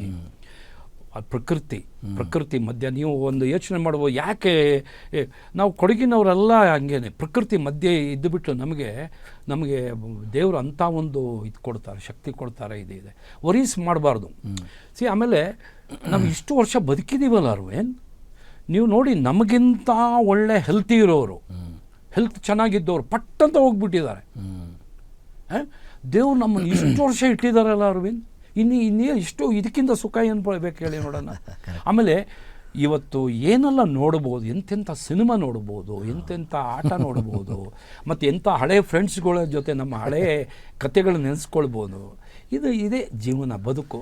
ಅಶೋಕ್ ಕುಮಾರ್ ಅವರ ಸೇವಾವಧಿಯಲ್ಲಿ ಸರ್, ಇದು ನನ್ನ ಪ್ರೀತಿಯ ಕಾಣಿಕೆ ಅಂತ ಏನಾದ್ರು ಕೊಟ್ಟಿರ್ಬೋದಾ? ಪ್ರೀತಿಯ ಕಾಣಿಕೆ ವರ್ಡ್ಸು ಜೊತೆಗೆ ನನ್ನ ಆಫೀಸರ್ಸು, ನೀವು ಹೇಳಿದ್ರಲ್ಲ, ಒಂದು ಕೇಸ್ ಹೇಳ್ತೀನಿ ನೋಡಿ. ಇವತ್ತಿನ ಪೊಲೀಸ್ಗೂ ನಮ್ಮ ಕೇಸ್ ಇರುತ್ತೆ ಹೇಳಿ. ಹೌದೌದು. ಜೆ ನಗರದಲ್ಲಿ ಒಂದು ಡಕಾಯಿಟಿ ಆಯಿತು. ಎಲ್ಲಿ ಆಯಿತು? ರಾಮನಗರದಲ್ಲಿ ಆಯಿತು. 10 ಲಕ್ಷ ಹಣ ತಗೊಂಡು ಹೋಗ್ತಾ ಇದ್ರು ಜ್ಯುವೆಲರ್ಸು ಕೇರಳಗೆ ಚಿನ್ನ ತರೋದಕ್ಕೆ. ಒಂದು ಟೀಮು, ಡಕಾಯಿಟಿ ಟೀಮ್ ಫಾಲೋ ಮಾಡ್ಕೊಂಡು ಹೋಗಿ ಅವ್ರು ಕಾಫಿಗೆ ನಿಲ್ಲಿಸಿದಾಗ ಹೊಡೆದು 10 ಲಕ್ಷ ಕಿತ್ಕೊಂಡು ಬಂದುಬಿಟ್ರು. ಅದು ದೊಡ್ಡ ಕೇಸ್ ಆಯಿತು. ನಮಗೆ ಇನ್ಫಾರ್ಮೇಷನ್ ಬಂತು. ನಾನು ಯಾವಾಗಲೂ ಪೊಲೀಸ್ ಇಲಾಖೆ ಬರೀ ನನ್ನ ಜೂರಿಸ್ಡಿಕ್ಷನ್ ಅಲ್ಲ, ಇಡೀ ಬೆಂಗಳೂರು ನಗರ ನನ್ನ ಜೂರಿಸ್ಡಿಕ್ಷನ್ ಅಂತ ಕೆಲಸ ಮಾಡೋದವು ನಾನು. KR ಪುರಮಲ್ಲಿ ಒಂದು ಕೇಸ್ ಆಯಿತು, ಡಿಟೆಕ್ಟ್ ಆಗಿಲ್ಲ ಅಂದರೆ ಯಾಕೆ ಡಿಟೆಕ್ಟ್ ಆಗಿಲ್ಲ ಇಡೀ ಪತ್ತೆ, ಇದೇ ನನ್ನ ಕೆಲಸ. 1 ವರ್ಷದಲ್ಲಿ ಅರವಿಂದ್ 23 ಮರ್ಡರ್ ಕೇಸ್ ಡಿಟೆಕ್ಟ್ ಮಾಡಿದ್ದೀನಿ ನಾನು 96ನೇ ಇಸ್ವಿನಲ್ಲಿ. ಸೊ 97ರಲ್ಲಿ ಒಂದು ರಾಷ್ಟ್ರಪತಿ ಪದಕ ಬಂತು ಅದಕ್ಕೆ. ಈ ಕೇಸ್ ಏನಾಯಿತು, ಹಿಡಿದು ಆಯಿತು. ಒಂದು 5-6 ದಿವಸ ಆಗಿತ್ತು ಡಕಾಯಿಟಿಯಾಗಿ. 10 ಲಕ್ಷದಲ್ಲಿ 9 ಲಕ್ಷ ಚಿಲ್ಲರೆ ನಾನು ರಿಕವರಿ ಮಾಡಿದ್ದೀನಿ. FIR ತರಿಸಿದ್ರೆ ಎಷ್ಟಿದೆ ಗೊತ್ತಾ? 3 ಲಕ್ಷ ಇದೆ. ಡಕಾಯಿಟಿ ಆಗಿದ್ದು 3 ಲಕ್ಷ, ಪತ್ತೆ ಮಾಡಿದ್ದು 9 ಲಕ್ಷ ಚಿಲ್ಲರೆ. ಅರ್ಥ ಆಯ್ತಾ ನಿಮಗೆ? ನಾನು ಕಸ್ತೂರಿ ರಂಗನ ಅವಾಗ ಕಂಪ್ಲೇಂಟ್ 3 ಲಕ್ಷ ಫಾಲ್ಸ್ ಅಂದ್ರೆ 10 ಲಕ್ಷ ಹೋದ್ರೂ ಇನ್ಕಮ್ ಟ್ಯಾಕ್ಸ್ ಇದು ಬಂದ್ಬಿಡುತ್ತೆ ಅಂತ 3 ಲಕ್ಷ ಕೊಟ್ಟಿದ್ದಾರೆ. ನಾನು ಕಸ್ತೂರಿ ರಂಗನ ಹತ್ರ ಹೋಗಿ FIR ತೋರಿಸ್ಬಿಟ್ಟು, ನೋಡಿ ಸರ್ 3 ಲಕ್ಷ 9 ಲಕ್ಷ ರಿಕವರಿ. ಅವ್ರಿಗೆ ಶಾಕ್ ಆಯಿತು. ನನ್ನನ್ನು ಕರ್ಕೊಂಡು T ಶ್ರೀನಿವಾಸಲು ಕಮಿಷನರ್ ಅವ್ರ ಹತ್ರ ಕರ್ಕೊಂಡು ಹೋದ್ರು. ಕಂಪ್ಲೇಂಟು ಇದ್ರ ಜೊತೆಯಲ್ಲಿ. ಅವ್ರಿಗೆ ಏನು ಖುಷಿ ಆಯಿತು ಗೊತ್ತಾ, ಆ ಕಂಪ್ಲೇಂಟಿಗೆ ಹೇಳಿದ್ರು ಆ 9 ಲಕ್ಷದಲ್ಲಿ 1 ಲಕ್ಷ ಅಶೋಕ್ ಕುಮಾರ್ಗೆ ರಿವಾರ್ಡ್ ಆಗಿ ಕೊಡಯ್ಯ. ಇದು ಕಾಣಿಕೆ. ನಾನು 1 ಲಕ್ಷ ಫುಲ್ ಇಟ್ಕೊಳ್ಳಿಲ್ಲ, ನಂದೆಲ್ಲ ಕಾನ್ಸ್ಟೇಬಲ್ಸ್ಗೆಲ್ಲ. ಅಲ್ಲ, ಯಾಕೆ ಈ ಮಾತು ಕೇಳಿದೆ ಅಂದರೆ, ಅನಿವಾರ್ಯನೋ ಅಭ್ಯಾಸನೋ ಗೊತ್ತಿಲ್ಲ, ನಾನು ಇಷ್ಟು ಖರ್ಚು ಮಾಡಿ ಬಂದಿರ್ತೀವಿ ಅಂತ ಹೇಳಿರ್ತಾರಲ್ಲ, ಹಾಗಾಗಿ ಅದು ಕೇಸ್ ಡಿಟೆಕ್ಟ್ ಆದಾಗ ಸ್ವಲ್ಪ ಕೊಡಪ್ಪ ಅಂತ ಹೇಳಿ ತಗೊಳ್ಳೋವಂಥ ಕಾಲ ಬಂದುಬಿಟ್ಟಿದೆಯಲ್ಲ ಇವತ್ತು. ಅರವಿಂದ್, ನಿಮ್ಮ ಪ್ರಶ್ನೆಗೆ ಪುನಃ ಒಂದು ನಾನು 27 ರೂಪಾಯಿ ಸಬ್ ಇನ್ಸ್ಪೆಕ್ಟರ್ ಆದವನು. 10 ರೂಪಾಯಿ ಪೋಸ್ಟಲ್ ಆರ್ಡರ್ ಅಂತ ಕೊಡಬೇಕಾಯ್ತು. ನಾನು ಸಬ್ ಇನ್ಸ್ಪೆಕ್ಟರ್ ಪೋಸ್ಟ್ ಅಪ್ಲೈ ಮಾಡಿದಾಗ 10 ರೂಪಾಯಿ ಪೋಸ್ಟಲ್ ಆರ್ಡರ್ ಅಂತ ಸಿಗೋದು ಪೋಸ್ಟ್ ಆಫೀಸಿಂದ. ಅದನ್ನು ನಮ್ಮ ಅಪ್ಲಿಕೇಶನ್ ಜೊತೆ ಆಗಬೇಕು. ಇನ್ನು 10 ರೂಪಾಯಿ ಡಾಕ್ಟರ್ ಸರ್ಟಿಫಿಕೇಟು ವಿಕ್ಟೋರಿಯಾ ಆಸ್ಪತ್ರೆಯಲ್ಲಿ ಫುಲ್ಲು ವಿಷನ್ನು, ಐಸೈಟು, ಹೈಟು, ವೆಯ್ಟು, ಮತ್ತು ನಮ್ಮ ಇದು ಕಾಲು ಇದೆಯಲ್ಲ ಲೆಗ್ಸು ಟಚ್ ಆಗಬಾರ್ದು, ಫ್ಲಾಟ್ ಫುಟ್ ಇರಬಾರ್ದು, ಅದೆಲ್ಲ ಟೆಸ್ಟ್ ಮಾಡಿ ಒಂದು ಸರ್ಟಿಫಿಕೇಟ್ ಕೊಡ್ತಾರೆ. ಅದಕ್ಕೆ 10 ರೂಪಾಯಿ ಅಲ್ಲಿ ಗೌರ್ಮೆಂಟ್ ಫೀಸ್. ಅದು ಎಷ್ಟಾಯಿತು, 20 ಆಯಿತಾ. 7 ರೂಪಾಯಲ್ಲಿ ಊಟ ತಿಂಡಿ ನಾನು ನೋಟ್ಬುಕ್ಕಲ್ಲಿ ಬರೆದಿದೆ. ಒಟ್ಟು 27 ರೂಪಾಯಿ ಖರ್ಚು ಮಾಡಿದೆ. ನಾನು ಹೆಂಗೆ ದುಡ್ಡು ತೊಗೊಳೋದು ಹೇಳಿ ನೋಡಲ್ಲ. ಈಗಿನವರು ಗಿವ್ ಆ್ಯಂಡ್ ಟೇಕ್ ಆಗೋಗಿದೆ. ಸಬ್ ಇನ್ಸ್ಪೆಕ್ಟ್ರಿಗೂ ಗಿವ್, ಪೋಸ್ಟಿಗೂ ಗಿವ್, ಟೇಕ್ ಆಗ್ಬಿಟ್ಟು ಅದೇ ಪ್ರಾಬ್ಲಮ್ ಆಗಿರೋದು. ಪಾಪ ಒಟ್ಟಿನಲ್ಲಿ ಸಾಯೋದು ಸಾಮಾನ್ಯ ಕಾಮನ್ ಜನ ಸತ್ರು. ನಿಮ್ಮ ಡ್ಯೂಟಿಯಲ್ಲಿ ಸಾರ್ವಜನಿಕ ಹಿತದೃಷ್ಟಿಯಿಂದ ಅಥವಾ ತಪ್ಪಿಸಿಕೊಳ್ಳುವ ದೃಷ್ಟಿಯಿಂದ ಏನಾದರೂ ಸುಳ್ಳು ಹೇಳಿದ್ದಿದೆಯಾ? ನಮ್ಮಿದ್ರಲ್ಲ, ಇಲಾಖೆಯಲ್ಲಿ ಇದ್ದಾಗ, ನೀವು ಇಲಾಖೆಯಲ್ಲಿದ್ದಾಗ ಸಾರ್ವಜನಿಕ ಹಿತದೃಷ್ಟಿಯಿಂದ ಅಥವಾ ವೈಯಕ್ತಿಕವಾಗಿ ಸುಳ್ಳು ಹೇಳಿ ತಪ್ಪಿಸ್ಕೊಂಡಿದ್ದಿದೆಯಾ? ತಕ್ಷಣ ಯೋಚನೆ ಬರಲ್ಲ. ಇದ್ದಿರ್ಬೋದು. ಪೊಲೀಸ್ನಲ್ಲಿ ನೋಡಿ, ನಮ್ಮಲ್ಲಿ ಒಂದು ಮಾತಿದೆ, ಗುಡ್ ಫೇತ್ ಅಂತ. ಒಂದು ಗುಡ್ ಫೇತಿಗೆ ಒಂದು ಸುಳ್ಳು ಹೇಳಬೇಕಾಗುತ್ತೆ. ಅದು it's in good faith, but ಅದರಿಂದ ಎಫೆಕ್ಟ್ ಆಗಲ್ಲ. ಆಮೇಲೆ ಪೊಲೀಸ್ ಆಫೀಸರ್ ಹೇಳ್ತಾರೆ, ಅಶೋಕ್ ನೀನು ಹೇಳಿದ್ದು ಕರೆಕ್ಟ್ ಅಪ್ಪ ಅಂತ. ಆ ಥರ ಆಗಿರುತ್ತೆ. ಆಮೇಲೆ ನಮಗೆ ಇನ್ನೊಂದು, ಅರವಿಂದ್, ಕಮಿಷನರು, DG ಅವರು ಭಾಳ ನಮಗೆ ಒಂದು ಕ್ಲೋಸ್ ಬಾಂಧವ್ಯ ಇತ್ತು. ಬಾಂಧವ್ಯ ಎಲ್ಲೂವರೆಗಿತ್ತು ಅಂದರೆ, ಈಗ ಪ್ರವೀಣ್ ಸುದ್ದಿದ್ದಾರಲ್ಲ, ಇವತ್ತು ನನಗೆ ಟಚ್ ಇದೆ ಅವರನ್ನು. ಆಮೇಲೆ ಶ್ರೀನಿವಾಸರು ತೀರ್ಕೊಂಡ್ಬಿಟ್ರು, ಅಲಂಕರ್ ಇಲ್ಲ, ಗರುಡಾಚಾರ್ಯ, ಹಿರಿಯ ಅಧಿಕಾರಿಗಳು, ನಿಜಾಮುದ್ದೀನು ಇಲ್ಲ, ನಮಗೆ ಗೊತ್ತಿರೋರು, ಶಂಕರ್ ಬಿದ್ರಿ ಅವರು ಇದ್ದಾರೆ, ಅಜಯ್ ಕುಮಾರ್ ಸಿಂಗ್, ಅವರೆಲ್ಲ, ಕಸ್ತೂರಿ ರಂಗನ್ ನೋಡಿ, ಇವರೆಲ್ಲ ಆಸ್ತಿ, ಅವರೆಲ್ಲ ಆಸ್ತಿ. ಮತ್ತು ಅವ್ರಿಗಿಂತ ಪ್ರಾಮಾಣಿಕತರನ್ನು ನಾನು ಯಾರೂ ನೋಡಲಿಲ್ಲ ಇಲಾಖೆಯಲ್ಲಿ ಇವರೇ. ಆಮೇಲೆ ಮೊನ್ನೆ ಶಂಕರ್ ಬಿದ್ರಿ ಸಾಹೇಬ್ರದ್ದು ಬರ್ತ್ಡೇ ಆಯಿತು 27ಕ್ಕೆ. ಪ್ರತಿ ವರ್ಷ ಹೋಗ್ತೀನಿ. ನಮ್ಮ ತುಮಕೂರು ಸ್ವಾಮೀಜಿಗಳು ಬರ್ತಾರೆ. ಅವ್ರ ಪಕ್ಕದಲ್ಲಿ ಒಬ್ಬರು ಆಫೀಸರ್ ಗಂಡ ಹೆಂಡತಿ ಕೂತಿದ್ರು. ನನಗೆ ತಕ್ಷಣ ಗೊತ್ತಾಗಲಿಲ್ಲ. ಅವರು ಚೋಪ್ರಾ ಅಂತ ನೀವು ಕೇಳಿದಿರೋ ಏನೋ, ಟೆರರ್ ಅವರು. ಇವಾಗ 90 ವರ್ಷ ಆಗಿ 91 ವರ್ಷ, ಎಷ್ಟು ಚೆನ್ನಾಗಿ ಹೆಲ್ತಿಯಾಗಿದ್ದಾರೆ. ನೀವು ನನ್ನ ಹೇಳ್ತೀರಿ, ಇನ್ನು ಅವ್ರು ನೋಡಿಬಿಟ್ರೆ ಏನು ಹೇಳ್ತೀರಾ? 90 ವರ್ಷದವರು ಅವರು. ನಾನು ಸೆಕೆಂಡ್ ಮಾಡೋಕ್ಕೆ ಹೋದೆ ಅವ್ರಿಗೆ. ಇವರು ಬಿದ್ರಿಯವ್ರು ನನ್ನ ಇಂಟ್ರೊಡ್ಯೂಸ್ ಮಾಡಿದ್ರು. ಅವ್ರು ಏನು ಹೇಳಿದ್ರು ಗೊತ್ತಾ? No second, I want to hug you ಅಂತ ತಪ್ಕೊಂಡ್ರು. ಅರವಿಂದ್ ತಪ್ಕೊಂಡು ಹೇಳಿದ್ರು, I heard about you, Alankar is to tell me. ಅವ್ರ ನೋಡಿ, ಯೋಚನಾ ಲಹರಿ, ಆ ಚಿಂತನೆ, ಅದು ನಮಗೆ ಒಂದು ಇನ್ನೂ ಬೂಸ್ಟ್ ಕೊಡುತ್ತೆ, ಗ್ಲೂಕೋಸ್ ಇದ್ದಂಗೆ. ಡೆಫಿನೆಟ್ಲಿ. ಒಂದು ಮಾತ್ರ ನೀವು ಸತ್ಯ ಹೇಳ್ಬೇಕು ಸರ್. ಈಗ ಇಷ್ಟರೊಳಗೆ ಹೇಳಿದ್ದೆಲ್ಲ ನಂಬಿದ್ದೀನಿ. ಡ್ಯೂಟಿಲಿ ಇರಬೇಕಾದ್ರೆ ನೀವು ಹೆಂಡತಿ ಮಕ್ಕಳಿಗೆ ಟೈಮ್ ಕೊಡ್ತಿದ್ರೋ ಇಲ್ವೋ ಅನ್ನೋ ಮಾತು ಬೇಕು, ಏನಿತ್ತ ಅಂತ. ನಾನು ಟೈಮೇ ಕೊಟ್ಟಿಲ್ಲ ಅರವಿಂದ್. ಟೈಮ್ ಕೊಟ್ಟಿಲ್ಲ ಅಂದರೆ ಒಂದು ಇನ್ಸಿಡೆಂಟ್ ಹೇಳ್ತೀನಿ. ನಾನು ಈ ಮದುವೆ ರಿಸೆಪ್ಷನ್ನು ಅಥವಾ ಏನಾದರೂ ಫಂಕ್ಷನ್ಗೆ ಒಂದು ದಿವಸನೂ ಮಿಸಸ್ ಕರ್ಕೊಂಡು ಹೋಗೋಕ್ಕಾಗ್ತಾ ಇರಲಿಲ್ಲ. ಕರ್ಕೊಂಡು ಹೋಗ್ತಾ ಆಗ್ತಿರ್ಲಿಲ್ಲ. ಮತ್ತು ಊರಲ್ಲಿ ಯಾರೋ ಸತ್ತೋಗ್ಬಿಟ್ರೆ ಹೋಗ್ತಾನೆ ಇರಲಿಲ್ಲ. ಮಿಸ್ಸಸ್ಸು ಮಕ್ಕಳು ಕಳಿಸ್ಬಿಡ್ತಿದ್ದೆ ನಾನು. ಆಯಿತಾ, ಒಂದು ಸರಿ ಒಂದು ಭಾಳ ಕ್ಲೋಸ್ ರಿಲೇಷನ್ನು, ಅವರ ರಿಸೆಪ್ಷನ್ ಇದೆ, ಹೋಗಲೇಬೇಕು. ನಮ್ಮ ಮಿಸಸ್ ಏನು ಮಾಡ್ತಿದ್ರು ಗೊತ್ತಾ? ಬಟ್ಟೆ ಎಲ್ಲ ತೆಗೆದು ಮಂಚದ ಮೇಲೆ ಇಟ್ಬಿಡೋರು, ಹಾಕ್ಕೊಳ್ತಿರ್ಲಿಲ್ಲ. ನನ್ನ ಮೋಟರ್ ಸೈಕಲ್, ನನ್ನ ಜೀಪ್ ಸೌಂಡ್ ಕೇಳಿದ ಮೇಲೆ ಬಟ್ಟೆ ಹಾಕ್ತಾಯಿದ್ರು. ಅಷ್ಟು ಗ್ಯಾರಂಟಿ ಅವಳಿಗೆ. ಶಬ್ದ ಆಯಿತು ಅಂದರೆ ಬಂದರು ಅಂತೇಳಿ ಬಟ್ಟೆ ಬೇಗ ಹಾಕ್ಕೊಳ್ತಾಯಿದ್ರು. ಒಂದು ಸರಿ ಹಾಕ್ಕೊಂಡು ಕರ್ಕೊಂಡು ಹೊರಡುವಾಗ ಪ್ಯಾಲೇಸಿಗೆ ಹೋಗ್ಬೇಕಾಯ್ತು. ನಾನು ಆನಂದರಾವ್ ಸರ್ಕಲ್ ದಾಟಬೇಕಾಯ್ತು. ಸಿಗ್ನಲ್ ಇತ್ತಲ್ಲ, ನಿಲ್ಲಿಸಿದ್ದೆ ಬೈಕ್. ಆವಾಗ ಇನ್ನೂ ಸಬ್ ಇನ್ಸ್ಪೆಕ್ಟ್ರು. ನಮ್ಮ ಮಿಸಸ್ ಏನು ಮಾಡಿದ್ದಾರೆ, ಸೀರೆ ಸರಿ ಮಾಡೋಕ್ಕೆ ಇಳಿದ್ಬಿಟ್ಟಿದ್ದಾರೆ ಕೆಳಗಡೆಗೆ. ನನ್ನ ಸಿಗ್ನಲ್ ಬಂತಲ್ಲ, ನಾನು ಅವಸರದಲ್ಲಿ ಲೇಟ್ ಆಗಿಬಿಟ್ಟಿದ್ದಲ್ಲ, ಹೋಗೇ ಬಿಟ್ಟೆ. ಮಿಸ್ಸಸ್ ಅಲ್ಲೇ ಇದ್ದಾರೆ. ಸ್ವಲ್ಪ ದೂರ ಹೋಗಿ ಅದೇನೋ ಮಾತಾಡಿ ತಿರುಗಿ ನೋಡ್ತಿದ್ದು ಯಾರೂ ಇಲ್ಲ.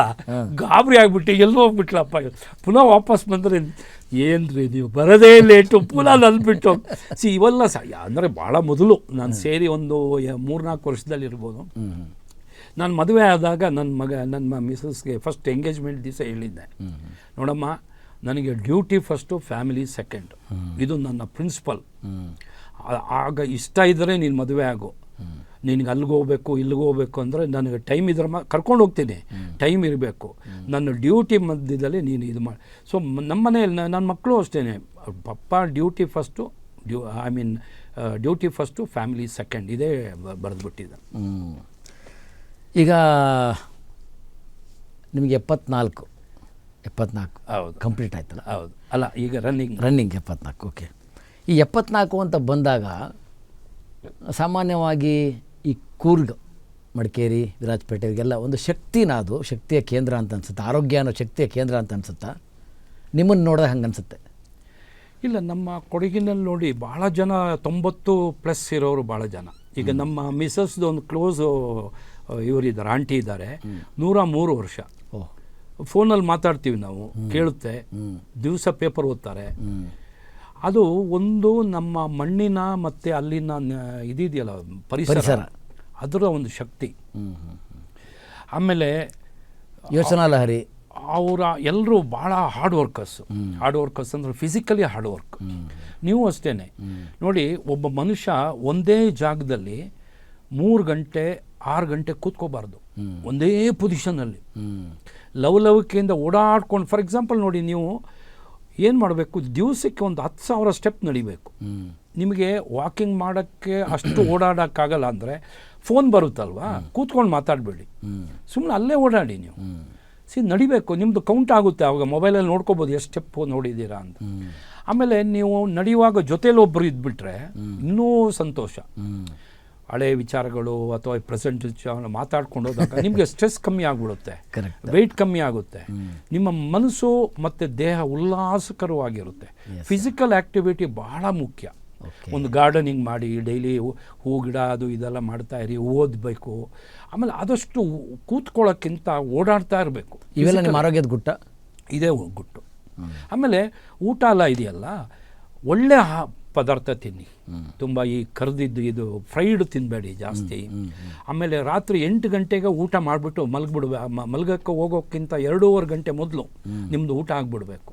ನಮ್ಮ ಪೊಲೀಸ್ ಆಫೀಸರ್ಸ್ ಏನು ಮಾಡ್ತಾರೆ ಗೊತ್ತಾ, ರಾತ್ರಿ ನಮಗೆ ರಾತ್ರಿ ಲೇಟಾಗಿ ಹೋಗ್ತೀವಿ ಮನೆಗೆ, 10:30-11 ಗಂಟೆ, ಚೆನ್ನಾಗಿ ಕುಡಿದ್ಬಿಡ್ತೀವಿ, ಚೆನ್ನಾಗಿ ತಿಂದ್ಬಿಟ್ಟು ಟಕ್ಕನ ಮಲಗಿಬಿಡ್ತಾರೆ. ಅದು ಹೊಟ್ಟೆ ಬರೋಕ್ಕೆ ಶುರು ಆಗಿಬಿಡುತ್ತೆ, ಫ್ಯಾಟ್ ಬಂದ್ಬಿಡುತ್ತೆ ಬೇಗ. ಆಮೇಲೆ ಈಗ ನಾನು ಅಲ್ಸೂರ್ ಗೇಟಲ್ಲಿ 3 ವರ್ಷ ಇದ್ದೆ ACP ಆಗಿ. ಅಲ್ಲಿ ಓದೋರೆಲ್ಲ BP ಶುಗರ್ ಬಂದಿರೋರೆ. ಅಲ್ಲಿ ಬೇಕಾದ್ರೆ ಲೆಕ್ಕ ಹಾಕ್ಬೋದು, ಇವ್ರಿಗೆ ಬಂದಿಲ್ಲ, ಇವ್ರಿಗೆಲ್ಲ ಬಂದಿದೆ, ನನಗೆ ಅಲ್ಲಿ ಬರಲಿಲ್ಲ. ಯಾಕೆ ಅಂದರೆ ಮಧ್ಯಾಹ್ನ ಯಾವಾಗಲೂ ಪ್ರೊಸೆಷನ್ನು ಅದು ಇದು. ನಮ್ಮಲ್ಲಿ ಸೌತೆಕಾಯಿ ಕಡಲೆಕಾಯಿ ಇಟ್ಬಿಡೋರು ನಮ್ಮ ಪೊಲೀಸ್ನವ್ರು ಎಲ್ಲರೂ. ನಡ್ಕೊಂಡೇ ಹೋಗ್ಬೇಕಲ್ಲ, ನಡ್ಕೊಂಡು ಅಲ್ಲೇ ತಿನ್ಕೊಂಡು ಅಲ್ಲೇ ಅದೇ ಊಟ, ಅದೇ ಫುಡ್. ಆಮೇಲೆ ನೀವು ಹೊಟ್ಟೆಗೇನು ತಿಂದೆ ನೀವು ಇರಬಾರ್ದು. ಆ ಟೈಮ್ಲಿ ಫುಡ್ ತಿನ್ಕೊಂಡ್ಬಿಡ್ಬೇಕು ನೀವು. ಅದು ತುಂಬ ತಿಂದಿರೋ ಸ್ವಲ್ಪ ನಾವು ತಿನ್ನಬೇಕು. ಎಸ್, ತಾವು ವೃತ್ತಿಯಲ್ಲಿ ಇರಬೇಕಾದ್ರೆ ಒಂದು ರೀತಿಯಲ್ಲಿ ಕಾಣಿಸ್ಕೊಳ್ತಾ ಇದ್ರಿ. ಈಗ ನಿವೃತ್ತಿಯ ನಂತರದಲ್ಲಿ ಜನರ ಮಧ್ಯೆ ಹೇಗೆ ಕಾಣಿಸ್ಕೊಳ್ತಾ ಇದ್ದೀರಿ ಅನ್ಸುತ್ತೆ? ಅರವಿಂದ್ ನೋಡಿ, ಒಬ್ಬ ಒಳ್ಳೆ ಕೆಲಸ ಮಾಡಿದ ಅಧಿಕಾರಿಗೆ ಎಷ್ಟು ಖುಷಿ ಆಗುತ್ತೆ ಅಂದರೆ, ನಾನು ಎಲ್ಲೇ ಹೋಗಲಿ, ಸರ್ ನೀವು ಅಶೋಕ್ ಕುಮಾರ್ ಸರ್ ಒಂದು ಸೆಲ್ಫಿ ಸರ್ ಅಂತ. ನಿಮಗೆ ತಮಾಷೆ ಅಂದರೆ, ಒಂದು ಸಲ ನಾನು ಮಿಸ್ಸಸ್ಸು ಬನ್ನೇರ್ಘಟ್ಟ ರೋಡಲ್ಲಿ ಹೋಗ್ಬಿಟ್ಟು ಬರುವಾಗ ಅಲ್ಲಿ ರೈಟಿಗೆ ಟರ್ನ್ ಮಾಡಿ ಹೊಸೂರು ರೋಡ್ ಕಡೆ ಬಿಟ್ಬಿಟ್ಟ. ನನಗಲ್ಲಿ ಸುತ್ತೀನಿ ನನಗೆ ರೋಡೇ ಗೊತ್ತಾಗಲ್ಲ. To be frank with you Aravind, I have ruled Bangalore city. 53 ವರ್ಷದಿಂದ ಬೆಂಗಳೂರಿನಲ್ಲಿ ಇದ್ದೀನಿ. ಡಿಪಾರ್ಟ್ಮೆಂಟಿಗೆ ಸೇರೋಕ್ಕಿಂತ ಮೊದಲು ಓಡಾಡಿದ್ದೀನಿ, ನಡ್ಕೊಂಡು ಓಡಾಡಿದ್ದೀನಿ, ಸೈಕಲಲ್ಲಿ ಓಡಾಡಿದ್ದೀನಿ, ಬೈಕಲ್ಲಿ, ಜೀಪಲ್ಲಿ, ಈ ಪ್ರತಿಯೊಂದು ರೋಡ್ ಗೊತ್ತು ನನಗೆ. ಅಲ್ಲಿ ಏನು ಮಾಡಿದ್ರು ರೋಡ್ ಗೊತ್ತಾಗ್ತಾಯಿಲ್ಲ. ಹೊಸೂರು ರೋಡ್ಗೆ ಹೋಗಿ ನನ್ನ ಮಿಸ್ಸಸ್ ಯಾರ ಕೇಳ್ರಿ ಅಂದ್ರೆ ನನಗೆ ನಾಚಿಕೆ ಕೇಳೋಕ್ಕೆ, ಹೊಸೂರು ರೋಡ್ ಎಲ್ಲಿದೆ ಅಂತ. ಕೊನೆಗೆ ಜಗಳ ಆಗ್ಬಿಡ್ತು ಇಬ್ಬರಿಗೂ. ನೀನು ಕೇಳು, ನಿನಗೆ ಅಲ್ಲಿ ಹೋಗಿ ಡೆಡ್ ಎಂಡು ರಿವರ್ಸ್ ಕೊನೆಗೆ ಅಲ್ಲೊಂದು ಕಡೆ ಒಂದು ಡ್ರೈವರ್ ನಿಂತಿದ್ದ ಅವ್ನು ಕಾರ್ ಹತ್ರ. ನಿಲ್ಲಿಸ್ಬಿಟ್ಟು ಇಲ್ಲಿಂದ ಹೊಸೂರು ರೋಡ್ ಯಾವ ಕಡೆ ಇದ್ದಾರೆ ಸರ್, ನೀವು ಅಶೋಕ್ ಕುಮಾರ್ ಸರ್ ಒಂದು ಸೆಲ್ಫಿ ಸರ್ ಅವಳು ಹೊಸೂರು ರೋಡ್ಗೆ ತೋರ್ಸೋದು ಬಿಟ್ಬಿಟ್ಟು ಸರ್ ಒಂದು ಸೆಲ್ಫಿ ಸರ್, ಗಾಡಿ ನಿಲ್ಲಿಸಿ ಒಂದು ಸೆಲ್ಫಿ ತೊಗೊಂಡು ಸರ್ ಹಿಂಗೆ ಸರ್ ನಿಮ್ಗೆ ಮರ್ತೋಗ್ಬಿಡ್ತಾರೆ ಸರ್ ರೋಡು ಅಂತಲ್ಲ. ಈ ಥರ ಪರಿಸ್ಥಿತಿ. ಬಟ್ ಏನಂದರೆ ನಾನು ಆದಷ್ಟು ಲವಲವಿಕೆಯಲ್ಲಿ ಇರ್ತೀನಿ. ನೀವು ನಂಬಲ್ಲ, ನಾನೀಗ ಸ್ಯಾಕ್ಸೋಫೋನ್ ಕಲಿತಾ ಇದ್ದೇನೆ, ನಿಮ್ಗೆ ಹೇಳಿದೆ ನಾನು. ಅಲ್ಲಿ ಎಲ್ಲ ಪುಟ್ ಹುಡುಗರು ಬರ್ತಾರೆ, ಗಿಟಾರು ಈ ಕೀಸ್ ಅದಲ್ಲ. ನಾನೊಬ್ಬ ವಯಸ್ಸಾದವನು, ಅದನ್ನು ನಾನು ನೋಡೋದಕ್ಕೆ ಬಣ್ಣ ಗಿಣ್ಣ ಬೆಳ್ಕೊಂಡಿದ್ದೀವಿ. But I am learning saxophone ನಾವು. I immensely love it.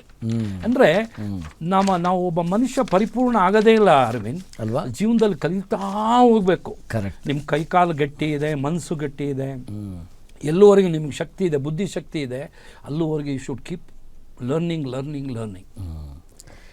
ಈ ಪದಕ ಪುರಸ್ಕಾರ ಇಂಥವುಗಳಿಗೆ ಯೋಗ್ಯತೆ ಇಲ್ಲದೇ ಇರೋರಿಗೂ ಇವತ್ತಿಗೂ ಸಿಗತ್ತೆ ಅಂತಾರೆ. ಕಡಿಮೆ ಅಂತೂ ಸಿಗುತ್ತೆ, ಸಿಗಲ್ಲ ಅಂತ ಹೇಳೋಕ್ಕಾಗಲ್ಲ. ಅದಕ್ಕೆ ರಾಜಕಾರಣ, ಅದಕ್ಕೊಂದು ಕತೆ ಹೇಳ್ತೀನಿ ಹೇಳಿ. ನನಗೆ ಮೆರಿಟೋರಿಯಸ್ ಮೆಡಲ್ ಸಿಕ್ಕಿದಾಗ ಕೊನೆಗೊಂದು ಫೋಟೋ ತಗೊಳ್ತೀವಿ ಅಲ್ಲಿ ರಾಜಭವನದಲ್ಲಿ ಎಲ್ಲ ನಿಂತ್ಕೊಂಡು. ಆಗ ನನಗೆ ಒಬ್ಬರು ಪಕ್ಕದಲ್ಲಿ IPS ಆಫೀಸರ್ ಹೇಳ್ತಾರೆ, ಅಶೋಕ ಅವ್ರ ಪಕ್ಕ ನಿಲ್ಬೇಡಪ್ಪ, ಅವನು ಸ್ಯಾಂಡಲ್ವುಡ್ ಸ್ಮಗ್ಲರು. ಅರ್ಥ ಆಯ್ತಾ ನಾನು ಹೇಳಿದ್ದು? ಹಾಗೆ ಪೊಲೀಸ್ ಇಲಾಖೆನಲ್ಲಿ ಎಲ್ಲರೂ ಇದ್ದಾರೆ, ಅಂಥವರು ಇದ್ದಾರೆ, ಒಳ್ಳೆಯವರು ಇದ್ದಾರೆ. ಕೆಲವ್ರಿಗೆ ಏನಾಗುತ್ತೆ, ಎಲ್ಲೋ ಇನ್ಫ್ಲೂಯೆನ್ಸ್ ಮಾಡಿ ಎಲ್ಲೋ ಒಂದೊಂದು ಕಡೆ ಸಿಗುತ್ತೆ. ಆಮೇಲೆ ಇನ್ನೊಂದು ಸರಿ ನೋಡಿದ್ದೀನಿ, ಕೆಲವು ಭಾಳ ಒಳ್ಳೆ ಅಧಿಕಾರಿಗೆ ಸಿಕ್ಕೇ ಇಲ್ಲ ಮೇಡಮ್. ಸಿಕ್ಕಿಲ್ಲ. ಯಾಕಂದರೆ ಒಳ್ಳೆಯ ವಿಚಾರಗಳು, ಒಳ್ಳೆಯ ತನಿಖೆಗಳು, ಒಳ್ಳೆಯ ವ್ಯಕ್ತಿಗಳನ್ನ ಹುಡುಕ್ತಕ್ಕಂಥ ಕೆಲಸ ಇಲಾಖೆಯಲ್ಲಿ ನಡೀತಾ ಇಲ್ಲ ಅಂತ ಅನ್ಸುತ್ತಾ? ಇಲ್ಲ ನೋಡಿ, ಇತ್ತೀಚೆಗೆ ನೀವು ಎಷ್ಟು ವರ್ಷ ಆಗಿದೆ ಕರ್ನಾಟಕ ಪೊಲೀಸಿಗೆ ಗ್ಯಾಲಂಟ್ರಿ ಮೆಡಲ್ ಬಂದು ಹೇಳಿ ನೋಡೋಣ. ನನ್ನ ಪ್ರಕಾರ ಮೋರ್ ದ್ಯಾನ್ 10-15 ಇಯರ್ಸ್ ಆಗಿರ್ಬೋದು. 2008 ಲಾಸ್ಟ್ ಇರ್ಬೇಕು ನನ್ನ ಪ್ರಕಾರ. ಗ್ಯಾಲಂಟ್ರಿ ಮೆಡಲೇ ಬಂದಿಲ್ಲ. ಆಮೇಲೆ ಈ ಮೆಡಲ್ ಕೊಡೋದು ನೋಡಿ, ಈಗ ಜಾತಿ, ರಾಜಕೀಯ, ಹಣ ಎಲ್ಲ ಬಂದ್ಬಿಟ್ಟಿದೆ. ನಮ್ಮ ಕಾಲದಲ್ಲಿ ಎಲ್ರಿಗೂ ಬರ್ತಿರ್ಲಿಲ್ಲ, ಒಂದೋ ಎರಡೋ ಬರೋದು ಮೆಡಲ್ಲು. ನಿಮಗೆ ಹೇಳೋಕ್ಕೆ ನಾನು ನೋಡ್ದಂಗೆ ಫಸ್ಟ್ ಗ್ಯಾಲಂಟ್ರಿ ಮೆಡಲ್ ಬಂದಿದ್ದು ಒಬ್ಬರು ಅಚ್ಚಪ್ಪ ಅಂತ, ಬ್ಯಾಂಗ್ಳೂರು ಸಿಟಿನಲ್ಲಿ ನಾನು ಹೇಳ್ತಾರೆ ಅಚ್ಚಪ್ಪ ಅಂಥೇಳಿ. ಅವರು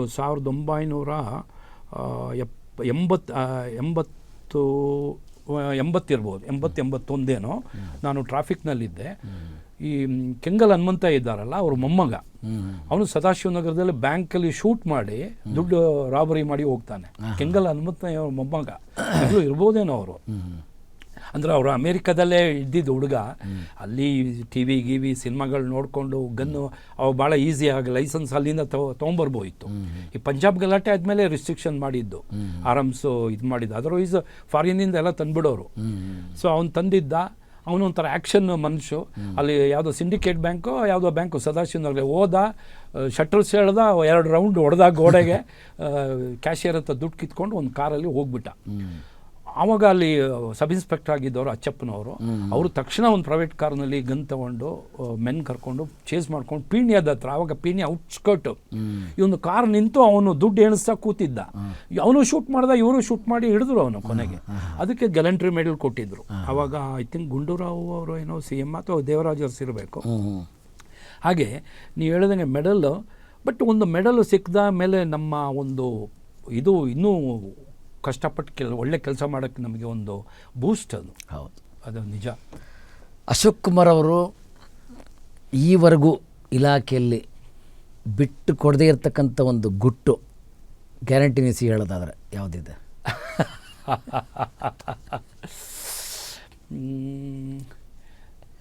ಎಲ್ಲೂ ಹೇಳಿರಬಾರ್ದು, ಗ್ಯಾರಂಟಿ ನಿಸಿಗೆ ಹೇಳಿರ್ಬೇಕದು. ನಾನು ಅದು ಹೇಳಬಾರ್ದು ಅಂತಲೇ ಇಷ್ಟು ದಿವಸ ಇದ್ದೆ. ನಾನು ಇಲ್ಲಿವರೆಗೆ ಎಲ್ಲೂ ಬಾಯಿ ಬಿಟ್ಟು ಹೇಳಿಲ್ಲ.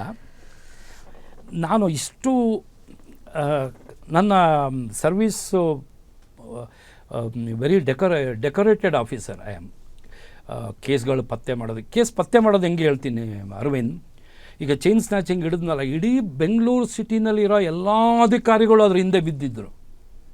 ಇಡೀ Bangalore city police, DCP, DYSP, inspector, sub inspector, constables ಎಲ್ಲರೂ ಆ ಆಪ್ರೇಷನ್ ಟೈಗರನ್ನೇ ಹಿಡಿದಿದ್ದು ನಾನೇ ನೋಡಿ. ಅಂಥ ಒಂದು ನನಗೆ ಒಂದು ಹಠ ಇತ್ತು, ಹಿಡಿಲೇಬೇಕು ಅಂತ. ಆ ಥರದಲ್ಲಿ ಹಿಡಿದೆ. ಆಮೇಲೆ ಇನ್ನೊಂದು, ಈ ಆ್ಯಸಿಡ್ ಹಾಕ್ತಿದ್ದ. 7 ಜನ ಪೊಲೀಸ್ ಕಾನ್ಸ್ಟೇಬಲ್ ಯೂನಿಫಾರ್ಮ್ ಮೇಲೆ ಹಾಕಿದ್ದಾನೆ. ಕಾನ್ಸ್ಟೇಬಲ್ಸ್ ಒಬ್ಬನಿಗೆ ಕಣ್ಣು ಹೋಗ್ಬಿಡ್ತು ಪಾಪ, ರಾಮಕೃಷ್ಣ ಅಂತೇಳಿ.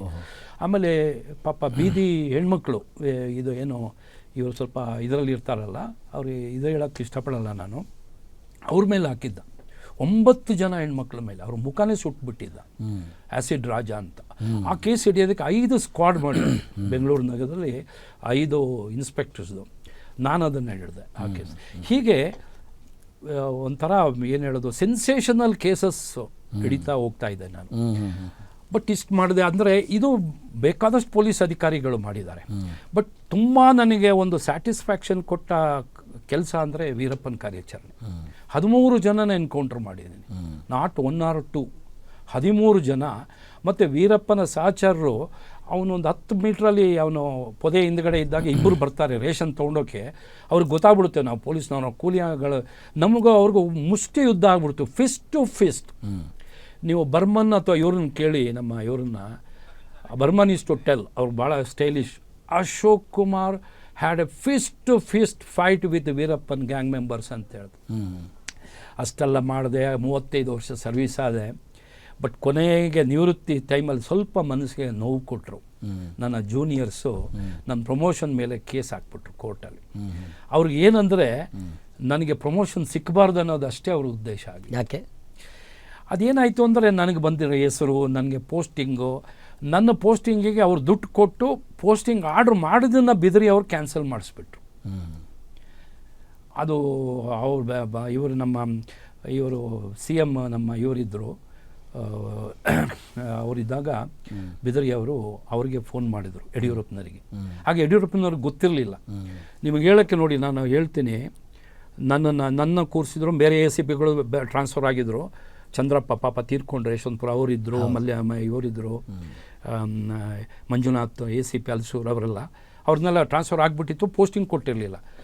ಬಿದರಿ ಅವ್ರು ನೋಡಿ ನಮ್ಮ ಮೇಲೆ ಎಷ್ಟು ನಂಬಿಕೆ ಮತ್ತು ಇದಿತ್ತು, ಪ್ರೀತಿ ಇತ್ತು ಅಂತ.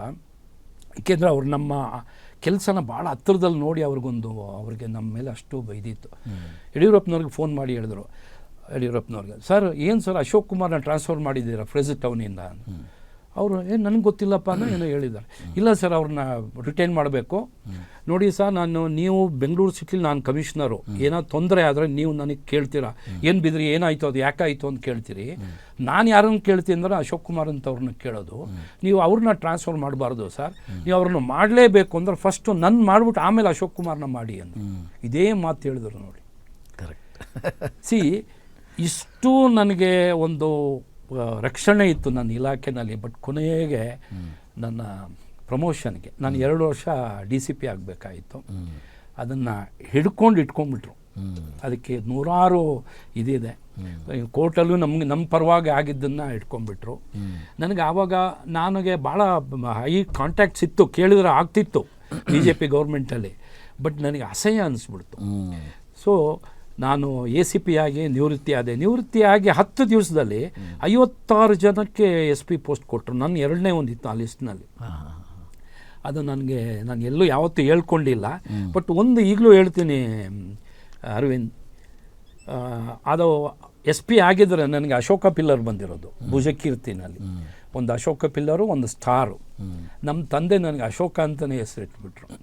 ಸೊ ನನಗೆ ಆ ಅಶೋಕ ಪಿಲ್ಲರ್ ಬರೋದಿಲ್ಲ, ಅದು ಬೇಜಾರಿಲ್ಲ. ಯಾಕೆ ನಾನು ಅಶೋಕನಾಗೇ ಇದ್ದೀನಿ, ಸಾಯೋವರೆಗೂ ಅಶೋಕನಾಗೇ ಬರ್ತೀನಿ.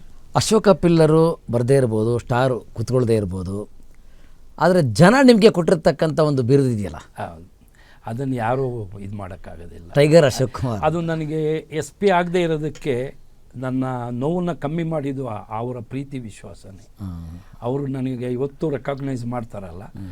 ಬಟ್ ಜೀವನದಲ್ಲಿ ಒಂದೊಂದು ಇದಿರುತ್ತೆ. ಬಟ್ ಇವತ್ತು ಮರ್ತೋಗ್ಬಿಟ್ಟಿದೆ, ನೀವು ಹೇಳಿದ್ಮೇಲೆ ನೆನಪು ಬಂತು ಅದು. ಯಾಕೆಂದರೆ ಆ್ಯಕ್ಚುಲಿ ದೇವರು ನನಗೆ ಒಳ್ಳೆಯ ಆರೋಗ್ಯ ಕೊಟ್ಟಿದ್ದಾರೆ, ನೆಮ್ಮದಿಯಾಗಿ ಎಲ್ರಿಗೂ ಇವತ್ತು ನಾನು ಸಹಾಯ ಮಾಡ್ತೀನಿ, ಭಾಳ ಜನಕ್ಕೆ ಸಹಾಯ ಮಾಡ್ತೀನಿ. ಸಹಾಯ ಮಾಡ್ಕೊಂಡು ಅದರಲ್ಲೇ ನಾನು ಸುಖ ಕಾಣ್ತಾ ಇದ್ದೀನಿ. ಅಶೋಕ್ ಕುಮಾರ್ ಅವರ 35 ವರ್ಷಗಳ ದೀರ್ಘಾವಧಿ ಸೇವೆಯಲ್ಲಿ ಸಂತೋಷ ಒಂದು ಕಡೆ, ದುಃಖ ಇದ್ದೇ ಇರುತ್ತೆ, ಕಣ್ಣೀರು ಹಾಕಿದ ದಿನಗಳು ಇದ್ದೇ ಇರುತ್ತಲ್ವಾ? ನಾನು ಕಣ್ಣೀರು ಹಾಕಿದ್ದು ಯಾವಾಗ ಅಂದರೆ, ನನಗೆ ಶಕೀಲ್ ಅಹ್ಮದ್ದು ಮತ್ತು ಹರಿಕೃಷ್ಣನ್ ತೀರ್ಕೊಂಡಾಗ ನಾನು ಬ್ರೇಕ್ ಡೌನ್ ಆಗಿಬಿಟ್ಟೆ. ಬ್ರೇಕ್ ಡೌನ್ ಯಾಕಾದೆ ಅಂದರೆ, ಇನ್ನು ವೀರಪ್ಪನ ಹಿಡಿಯೋಕ್ಕೆ ಆಗೋದಿಲ್ವಾ ಅನ್ನೋ ಒಂದು ಇದಕ್ಕೆ ಹೋಗ್ಬಿಟ್ಟೆ ನಾನು. ಆವಾಗ ನಾನು ಭಾಳ ಹತ್ತಿದ್ದಿನ ಯೋಚನೆ ಇದೆ. ಆಮೇಲೆ ನಮ್ಮ ತಾಯಿ ತೀರೋದಾಗಲೂ ಭಾಳ ಹತ್ತಿದ ನೆನಪಿದೆ. ನನ್ನ ತಾಯಿನ ನನಗೆ ಭಾಳ ಇಷ್ಟ ಆಯಿತು, ಅವ್ರು ತೀರ್ಕೊಂಡ್ರು. ಬಟ್ ಈಗ ನಾನು ಜೀವನ ಏನನ್ನು ಕಲ್ತು ಬಿಟ್ಟಿದ್ದೀನಿ. ಈಗ ನಾವೆಲ್ಲ ಏನಾಗಿದೆ, ಅರವಿಂದ್, ಒಂದು ಟ್ರೈನ್ ಹತ್ತಿದ್ದೀವಿ, ಟ್ರೈನ್ ಹೋಗ್ತಾ ಇದೆ, ಕೆಲವರು ಇಳ್ಕೊಂಡು ಹೋಗ್ತಾ ಇದ್ದಾರೆ, ವಯಸ್ಸಾದವ್ರು ಎಳಿತಾರೆ, ನಮಗಿಂತ ಹೆಂಗೆ ನಮ್ದು ಯಾವಾಗ ಬರುತ್ತೆ ಅಂತ ಹೇಳೋಕ್ಕಾಗಲ್ಲ. ನನ್ನ ಸ್ಟಾಪ್ ಎಲ್ಲಿದೆ ಅಂತ ಗೊತ್ತಿಲ್ಲ ನನಗೊಂದು. ನನ್ನ ಸ್ಟಾಪ್ ಬಂದಾಗ ಇಳಿದು ಹೋಗ್ತಾ ಇರೋದು, ಅದು ಎಲ್ರಿಗೂ ಅದೊಂದು ಕಾರಣ ಅದೇ ಇರುತ್ತೆ. ಬಟ್ ಒಂದು ವಿಧಿಲಿಖಿತ, life is wonderful Arvind. Wonderful ಅಂದರೆ ಅದನ್ನು it is a art of living. ನಿಮಗೆ ಕಲೆ ಗೊತ್ತಿರಬೇಕು, ಬದುಕಿನ ಕಲೆ ಗೊತ್ತಿರಬೇಕು. ನಾವು ನೋಡಿ ಶಾಲೆಯಲ್ಲಿ, ಕಾಲೇಜುಗಳಲ್ಲಿ ನಾವು ನಾಲೆಡ್ಜ್ ಪಡ್ಕೊಳ್ತೀವಿ, ಬಟ್ ಬದುಕಿನ ಪಾಠ ಕಲಿಸಲ್ಲ ನಮಗೆ. ಹೌದು, ಬದುಕಿನ ಪಾಠ ನಾವು ಕಾಲೇಜ್ ಬಿಟ್ಟು ಹೊರಗಡೆ ಬರ್ತೀವಲ್ಲ, ಕೆಲಸ ಹುಡುಕ್ತೀವಲ್ಲ, ಆಗ ಶುರು ಆಗುತ್ತೆ ನೋಡಿ ನಮ್ಮ ಬದುಕಿನ ಪಾಠ. ಆಗ ನಮಗೆ ಅರ್ಥ ಆಗುತ್ತೆ, ಅಯ್ಯೋ ನಾವು ಇನ್ನೂ ಕಷ್ಟಪಟ್ಟು ಓದಿದರೆ ಇದಿತ್ತು ಅಂತ. ಬಟ್ ನಮ್ಮ ಬದುಕಿನ ನಾವು ಹುಡ್ಕೊಂಡು ಬಂದು ನಾವು ಒಂದು ಮಟ್ಟಕ್ಕೆ ಬರ್ತೀವಿ ನಾವು. That is wonderful, life is wonderful. ತಾವು ಸೇವೆಯಲ್ಲಿರಬೇಕಾದ್ರೂ ಒಂದು ಚೂರು ಆ ಮರ್ಡರ್ ಕೇಸು, ಅದು ಇದು ಟಾರ್ಚರು ಕೆಲಸಗಳು ಈ ಮಧ್ಯೆ ಆವಾಗಲೋ ಅಥವಾ ನಿವೃತ್ತಿಯ ನಂತರನೋ ಸ್ವಲ್ಪ ಒಂದಿಷ್ಟು ಸಿನಿಮಾ ನೋಡೋದು ಅದೇನೋ ಎಂಟರ್ಟೈನ್ಮೆಂಟಿಗೆ ಅಂತ ನೋಡಿದಾಗ ನಿಮಗೆ ಯಾರು ಹೀರೋ ಹೀರೋಯಿನ್ ಭಾಳ ಇಷ್ಟ ಆಗ್ತಾಯಿದ್ರು? ನಿಜ ಹೇಳಬೇಕಾದ್ರೆ ಅರವಿಂದ್, ನನಗೆ ನಾನು ಚಿಕ್ಕವನಿಂದನೂ ರಾಜ್ಕುಮಾರ್ ಸಿನಿಮಾನೇ ನೋಡಿ ಬೆಳೆದಿದ್ದು. ಡಾಕ್ಟರ್ ರಾಜ್ಕುಮಾರ್ನ ವೀರಕೇಸರಿ, ಬೆಟ್ಟದ ಹುಲಿ, ಹಳೇದು. ನೀವು ಏನು ಇನ್ಫ್ಯಾಕ್ಟ್ ಬೇಡರ ಕಣ್ಣಪ್ಪನೂ ನೋಡಿದ್ದೀನಿ 10th. ಬಟ್ ನನಗೆ ಏನಾಯಿತು ಅಂದರೆ ಈ ರಾಜ್ಕುಮಾರ್ನ ಭಾಳ ಇಷ್ಟ ಆಯಿತು, ಕನ್ನಡ ಆ್ಯಕ್ಟ್ರು. ಹಿಂದಿನ ತಮಿಳಲ್ಲಿ ಕಮಲ್ ಹಾಸನ್ ಇಷ್ಟ ಆಯಿತು, ಆಮೇಲೆ ಅಮಿತಾಬ್ ಬಚ್ಚನ್. ಬಟ್ ಬರ್ತಾ ನನಗೆ ಈ ರಾಜ್ಕುಮಾರ್ ಇದರಲ್ಲಿ ನನ್ನ ಜೀವನದಲ್ಲಿ ಕೆಲವು ಅಳವಡಿಸ್ಕೊಂಡೆ ಬದುಕಿನ ಪಾಠ. ಸಿಗರೇಟ್ ಸೇದಬಾರ್ದು ನೋಡಿ, ಅವ್ರು ಎಲ್ಲೂ ಸಿಗರೇಟ್ ಸೇದ್ತಾನೆ ಇಲ್ಲ. ಆಮೇಲೆ ದೇಹ ಚೆನ್ನಾಗಿ ಇಟ್ಕೊಳ್ಬೇಕು, ಎಕ್ಸಸೈಸ್ ಚೆನ್ನಾಗಿ ಮಾಡಬೇಕು, ಆಮೇಲೆ ಯೋಗ, ಆಮೇಲೆ ಖುಷಿಯಾಗಿರೋದು, ಹಾಡು ಹೇಳೋದು, ಅವ್ರ ವಯಸ್ಸು ಕಾಲದಲ್ಲೂ. ಬಟ್ ಎಂಥ ದುರಂತ ಅಂದರೆ ಅರವಿಂದ್, ಕೊನೆಗೆ ಅವ್ರು ತೀರ್ಕೊಂಡಾಗ ಅವರ ಪಾರ್ಥಿವ ಶರೀರನ ಆ್ಯಂಬುಲೆನ್ಸ್ ಇಟ್ಕೊಂಡು ನಾನು ನಮ್ಮ ಸಾರಾ ಗೋವಿಂದು ಕೊನೆಗೆ ತೊಗೊಂಡೋಗಿದ್ದಾಗ ನನಗೆ ಕಣ್ಣಲ್ಲಿ ಭಾಳ ಹತ್ತಿದ್ದೆ. ನಾನು ಆಗ ನೆನೆಸ್ಕೊಂಡು ಯೂನಿಫಾರ್ಮಲ್ಲೇ ನನ್ನ ಒಂದು ಬದುಕಿನ ಒಂದು ಹೀರೋ ಅವ್ರ ಬಾಡಿ ತೊಗೊಂಡು ಹೋಗೋಂಥ ಒಂದು ಕೆಲಸ ನನ್ನ ಕೈಲಿ ಬಂದುಬಿಡ್ತಲ್ಲಪ್ಪ ಅಂತ. ಆಮೇಲೆ ಭಾಳ ಏಟ್ ತಿಂದ್ವಿ, ಭಾಳ ಕಲ್ಲು ಹೊಡೆದ್ರು ನಮಗೆ. ಕೊನೆಗೆ ನನ್ನ ನೇಮ್ ಪ್ಲೇಟ್ ನೋಡಿ ಇವ್ರು ಅಶೋಕ್ ಕುಮಾರಪ್ಪ ಒಳ್ಳೆಯವರು ಅಂತ ಕಲ್ಲು ಹೊಡೆಯೋದು ಬಿಟ್ಟರು. ಸೊ ನಾನು ಆಗಾಗ ನೇಮ್ ಪ್ಲೇಟ್ ನೋಡ್ಕೊಳ್ತಿದ್ದೆ, ಎಲ್ಲ ಬಿದ್ದೋಗ್ಬಿಟ್ರೆ ಕಷ್ಟ ಅಂತ. ಸೊ ಇವೆಲ್ಲ ನಾವು ಜೀವನದಲ್ಲಿ ಮಾಡ್ಕೊಂಡು ಬಂದಿದ್ದೀವಿ. ಯಾರು ಹೀರೋಯಿನ್ ನನ್ನ ಹೆಂಡ್ತಿನೇ. ಇದು ಯಾರಿಗೆ ಹೇಳಿರಲಿಲ್ಲ? ಇಲ್ಲ, ನನ್ನ ಹೆಂಡತಿ ಬಗ್ಗೆ ಹೇಳಿದಾರೆ ಅರವಿಂದ್, ನಾನು ಇವತ್ತೇನಾದರೂ ಯಶಸ್ಸು ಕಂಡಿದ್ರೆ ಅದರಲ್ಲಿ ಸಿಂಹಪಾಲು ಒಂದು ನಮ್ಮ ತಾಯಿದು, ನನ್ನ ಹುಟ್ಟಿಸಿದ್ದ ತಾಯಿ. ಎರಡನೇದು, ಕೆಲಸ ಸಿಕ್ಕಿದ ಮೇಲೆ ನಾನು ಮದುವೆ ಆದಮೇಲೆ ನನ್ನ ಸ್ಟಾರೇ ಚೇಂಜ್ ಆಗಿಬಿಡ್ತು. In every man's success there is a woman behind ಅಂತಾರಲ್ಲ. ಇವತ್ತು ನೋಡಿ, ನಾನು ಬೆಳಗ್ಗೆ ಏನು ಬಟ್ಟೆ ಹಾಕಬೇಕು ನನ್ನ ಹೆಂಡ್ತಿನೇ ಹೇಳೋದು. ಆಮೇಲೆ ಅವ್ರಿಗೆ ಗೊತ್ತು ಇವಾಗ ನಾನು ನೋಡಿ ಫೋನಲ್ಲಿ ಎಷ್ಟು ಫೋನ್ ಬಂದಿರುತ್ತೆ ಅಂತ. But she is not A wife today, she is my mother. She takes that much of care. ಅದರಿಂದ ಶಿ ಈಸ್ ಮೈ ಹೀರೋಯಿನ್.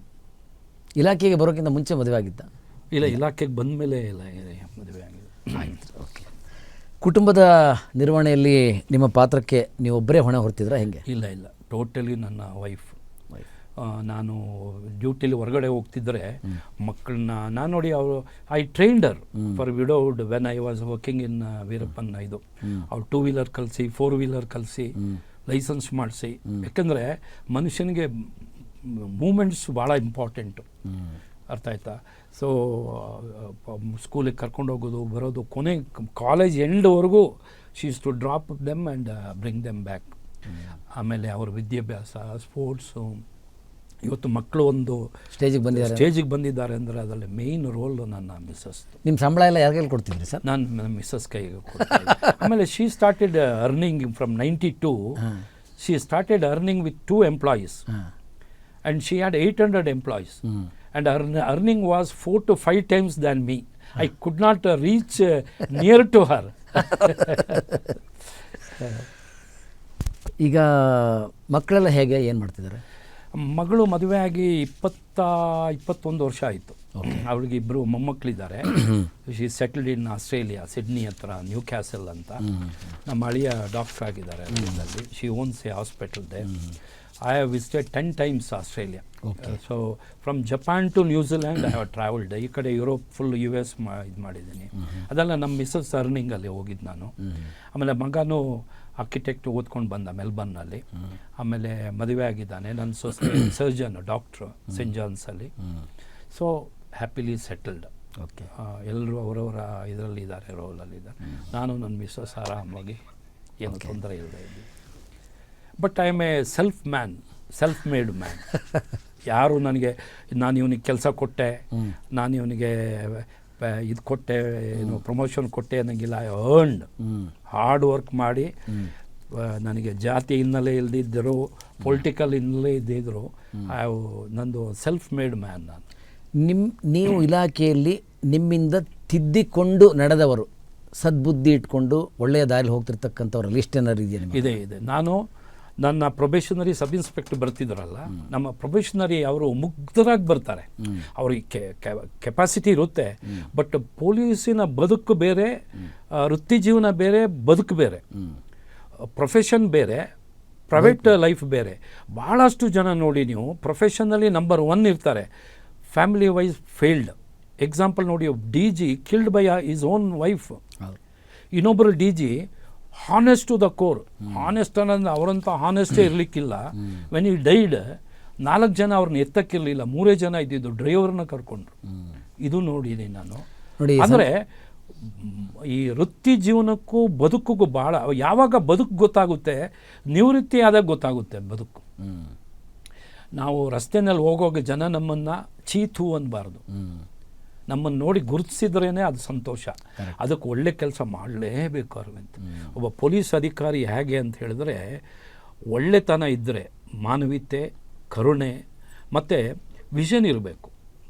ಆಮೇಲೆ ಬಡವರಿಗೆ ಭಾಳಷ್ಟು ಒಳ್ಳೇದು ಮಾಡ್ಬೋದು. ಇದನ್ನು ನಾನು ಭಾಳಷ್ಟು ನನ್ನ ಜೊತೆ ಬಂದವ್ರಿಗೆ ಕಲಿಸಿದ್ದೀನಿ. ಮತ್ತು ಏನೋ ರಿವಾರ್ಡ್ ಬಂದಾಗ, ಒಳ್ಳೆ ರಿವಾರ್ಡ್ ಬಂದಾಗ ನಾನು ಸಬ್ ಇನ್ಸ್ಪೆಕ್ಟರ್ಗಳಿಗೆ, ನಿನ್ನ ಮನೇಲಿ ಫ್ರಿಜ್ ಇದೆಯಾ, ಆ ಹೊಸ್ದಾಗಿ ಸೇರಿರ್ತಾರಲ್ಲ, ಇಲ್ಲ ಅಂದ ತಕ್ಷಣ ಒಂದು ಫ್ರಿಜ್ ಕೊಡಿಸ್ತಾ ಇದ್ದೆ. ಆ ಫಂಕ್ಷನ್ಸಲ್ಲಿ ಅವ್ರ ಮಿಸ್ಸಸ್ ಬಂದು ನನಗೆ ಥ್ಯಾಂಕ್ಸ್ ಹೇಳೋರು, ಸರ್ ನೀವು ಫ್ರಿಜ್ ಕೊಡಿಸಿದ್ರಂತೆ. ಹೀಗೆ ನಾವು ನಮ್ಮ ಯಂಗ್ಸ್ಟರ್ಸ್ನ ಬೆಳೆಸಬೇಕು. ಲೀಡರ್ ಅನ್ನೋರು ಇರ್ತಾರಲ್ಲ, ತಾನೇ ಬೆಳೆಯೋದಲ್ಲ, ತಾನೇ ಬೆಳೆದವನು ಲೀಡರ್ ಆಗಲ್ಲ.